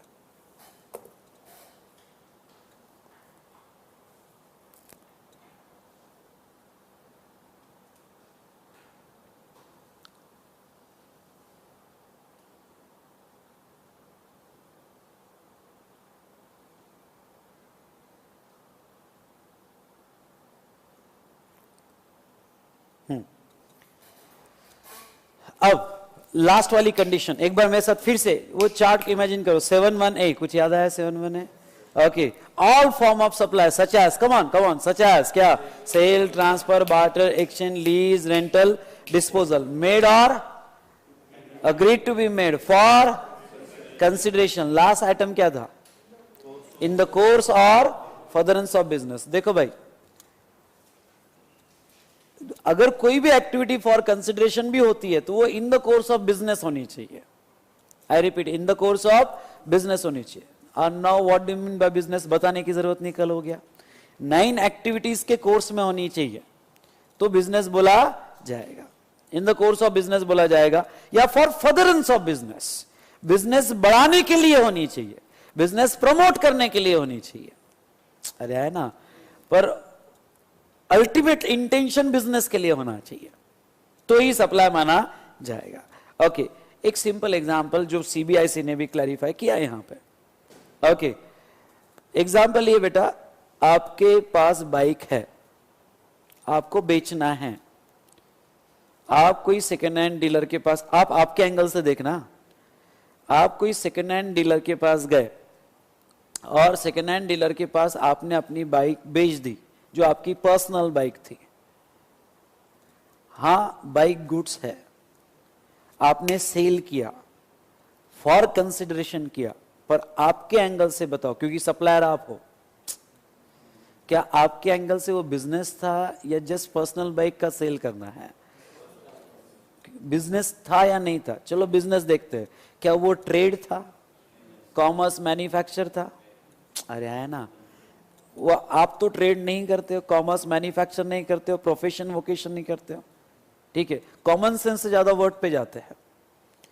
भाई मैंने एक सवाल पूछा कि क्या आपने अपनी पर्सनल बाइक बेची, क्या वो बिजनेस था क्या? तो बिजनेस की डेफिनेशन देख लेते हैं, इन द कोर्स ऑफ बिजनेस। ना वो ट्रेड था, ना कॉमर्स था, ना मैन्युफैक्चर था। हाँ, सेल था पर ट्रेड नहीं था। कम ऑन, ये वर्ड को आप समझ सकते हो, सेल था पर ट्रेड नहीं था, कॉमर्स नहीं था, मैन्युफैक्चर नहीं था, प्रोफेशन नहीं था, वोकेशन नहीं था, वेजर नहीं था। चलो बी क्लॉज, क्या वो incidental activity to main trade था? नहीं। हाँ, अगर वही बाइक बिजनेस की होती, कम ऑन यार, वही बाइक अगर बिजनेस की होती तो वो इंसिडेंटल में आ जाती है। ये समझ में आया क्या? ओके, बिजनेस की बाइक होती, बिजनेस की कार होती तो वो इंसिडेंटल में आ जाती, क्योंकि इंसिडेंटल टू बिजनेस, आपने बिजनेस के खर्चे बताए हुए हैं। अरे है ना, ओके, तो इंसिडेंटल भी नहीं है। सी, क्या वो आपकी ऐसी एक्टिविटी, चलो फ्रीक्वेंसी पे नहीं है, पर वो इन द नेचर ऑफ ए होनी चाहिए। फ्रीक्वेंसी में भी नहीं होगी, पर इन द नेचर ऑफ ए मतलब ट्रेड में होनी चाहिए, कॉमर्स में होनी चाहिए। नहीं, ऐसा कुछ नहीं है, आपकी पर्सनल बाइक थी, फिर वो बिफोर कमेंसमेंट, आफ्टर क्लोजर या फिर स्पेशल में भी कहीं नहीं आता है। तो ऐसे केस में आपने अपनी पर्सनल बाइक बेची, पर्सनल मोबाइल बेचा, पर्सनल कुछ भी कोई आइटम बेचा होगा सेकेंड हैंड मार्केट में, even though it is a sale, even though value exceeds 20 lakh, मेरे पास कार है, ओके, मैंने अपनी कार बेची, 20 लाख से ज्यादा पैसा मिला, पर पर्सनल कार बेची भाई। अरे है ना, 20 लाख से ज्यादा पैसा मिला, पर्सनल कार बेची, मेरे पास ओके मर्सिडीज है, मिनी कूपर है, जो भी है, और मैंने 20 लाख से ज्यादा में बेचा, तो तभी उसके ऊपर जीएसटी नहीं है। पर वही कार अगर मैंने बिजनेस की बताई होगी, मैं डेप्रिसिएशन क्लेम कर रहा होगा, अरे है ना, तो फिर उसके ऊपर बेचने पे जीएसटी आ जाएगा। डिपेंड्स कि आप बताते क्या उसको, एज ए पर्सनल कार बताते हो या बिजनेस की बताते हो। मेरी बात समझे क्या आप? ओके, तो सीबीआईसी का क्लैरिफिकेशन क्या है ये पॉइंट पे, मैं अब आपका पूरा ध्यान इन द कोर्स ऑफ बिजनेस पे लाना चाहता हूं। सीबीएसई का क्लैरिफिकेशन आया था, ओके, यहाँ पे ओके, सीबीएसई उन्होंने मैनुअल में क्लैरिफिकेशन दिया था। क्वेश्चन ये था कि any individual buys a car for personal use, underline the word personal use, and after a year sell it to a car dealer, will the transaction be supply in terms of CGST, SGST Act? Give the reason, answer. Okay, तो समझ लो कोई बंदा, उसकी personal car है, समझ लो ये उसकी personal car है, पर्सनल कार, और वो इसको सप्लाई कर रहा है, सेकेंड हैंड डीलर को सप्लाई कर रहा है, तो हाँ बेच रहा है, फॉर कंसिडरेशन है, पर इन द कोर्स ऑफ बिजनेस नहीं है। तो सीबीआईसी ने यही कहा कि नो, वो सप्लाई नहीं माना जाएगा, क्योंकि it is not in the course of furtherance of क्या बेटा? Business, not in the course of furtherance of business. Is it clear? तो ये तो कार है, कोई भी आप अपना personal goods second hand market में बेचते हो, फिर वो मोबाइल हो या कोई भी गुड्स हो, उस पर जीएसटी नहीं आएगा, प्रोवाइडेड दैट वो बिजनेस का इंसिडेंटल एक्टिविटी नहीं होना चाहिए। अरे है ना, एंसिलरी एक्टिविटी नहीं होनी चाहिए। ओके, तो नहीं होगा, तो यह जीएसटी नहीं आएगा वो पर्सनल गुड्स का। इसलिए OLX पे बेच दो, आपके पर्सनल गुड्स OLX पे आप बेचते हो तो GST नहीं आएगा उसके ऊपर, even though value more than 20 lakhs of that goods. Now second point, यहां पे बेटा इन the course of business supplier के एंगल से देखा जाएगा, रिसिपिएंट के एंगल से नहीं. हाँ, रिसिपिएंट खरीद रहा है, वो इन द कोर्स ऑफ बिजनेस खरीद रहा है. नहीं समझा आप? पर ये 7(1)(a) का जो वर्ड है इन द कोर्स ऑफ बिजनेस, वो रिसिपिएंट के एंगल से है या सप्लायर के एंगल से है? सप्लायर के एंगल से. So your approach under 7(1)(a), your approach from supplier angle and not from recipient. कोई ये पूछ सकता है कि अरे सर ये तो बेच रहा है अपना पर्सनल, पर खरीदने वाला तो बिजनेस के लिए खरीद रहा है ना. खरीदने वाला छोड़ो, सप्लायर का क्या एंगल है? और वो इन the course of business supplier के एंगल से है, नॉट फ्रॉम रिसिपिएंट. हाँ, रिसिपिएंट ने खरीदा आपसे और खरीद के जब वो आगे बेचेगा तो वो उसका बिजनेस है. अरे है ना, वो उसका बिजनेस है. चलो एक और एग्जांपल. ओके, ये भी प्रेस रिलीज का क्लैरिफिकेशन है. ओके, कोई लेडी है अपनी ओल्ड ज्वेलरी बेच रही है ज्वेलर्स को, या एक्सचेंज में दे रही है, या बार्टर कर रही है. अब दो एंगल से देखते हैं.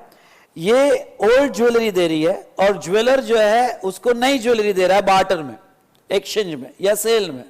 सबसे पहले दोनों एक में के सप्लायर बन रहे हैं. नहीं समझे आप? ये ओल्ड ज्वेलरी का सप्लायर और ये न्यू ज्वेलरी का सप्लायर. अरे समझ में आया? तो अब मेरा पहला सवाल आपसे, सेम फॉर मोबाइल एक्सचेंज. पुराना मोबाइल दिया, आपने अपना पर्सनल मोबाइल दिया, सामने वाले ने नया मोबाइल दिया, एक्सचेंज हुआ. हाँ, एक्सचेंज सप्लाई में आता है, बार्टर सप्लाई में आता है, पर देखते हैं ना किस पे GST आएगा. ये लेडी ने अपने पर्सनल ज्वेलरी सप्लाई की ज्वेलर्स को for consideration of new jewellery. Consideration है, पर क्या लेडी का ये सप्लाई माना जाएगा जिसकी पर्सनल ज्वेलरी थी? नहीं. आपका पर्सनल मोबाइल था, आपने एक्सचेंज में नया लिया, आपके एंगल से वो सप्लाई नहीं है. क्यों सप्लाई नहीं है? क्योंकि वो इन द कोर्स ऑफ बिजनेस नहीं है. मेरी बात समझे क्या? लेकिन ज्वेलर्स उसको जो नई ज्वेलरी देगा against consideration of old jewellery, तो क्या ज्वेलर्स का वो सप्लाई माना जाएगा? यस, क्योंकि वो इन द कोर्स ऑफ बिजनेस है. ओके, चलो लिख दो साइड में.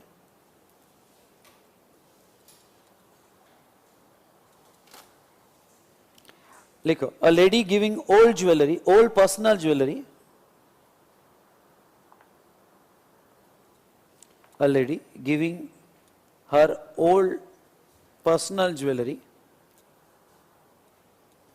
in exchange of new jewelry. In exchange of new jewelry.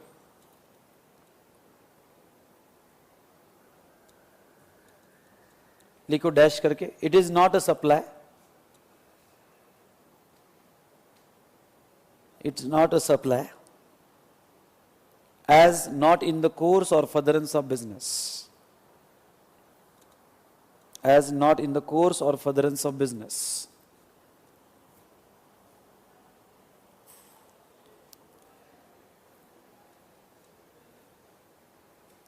ठीक है.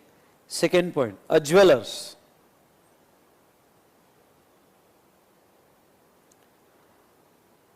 A jewelers giving new jewelry in consideration of old.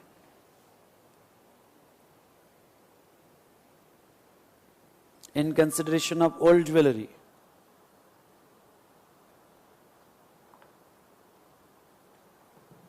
क्या होगा? हाँ, it would be treated as supply in the course of business.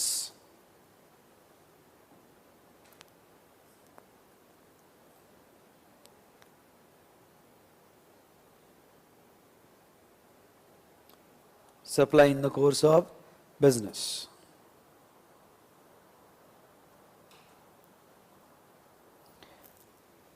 Done?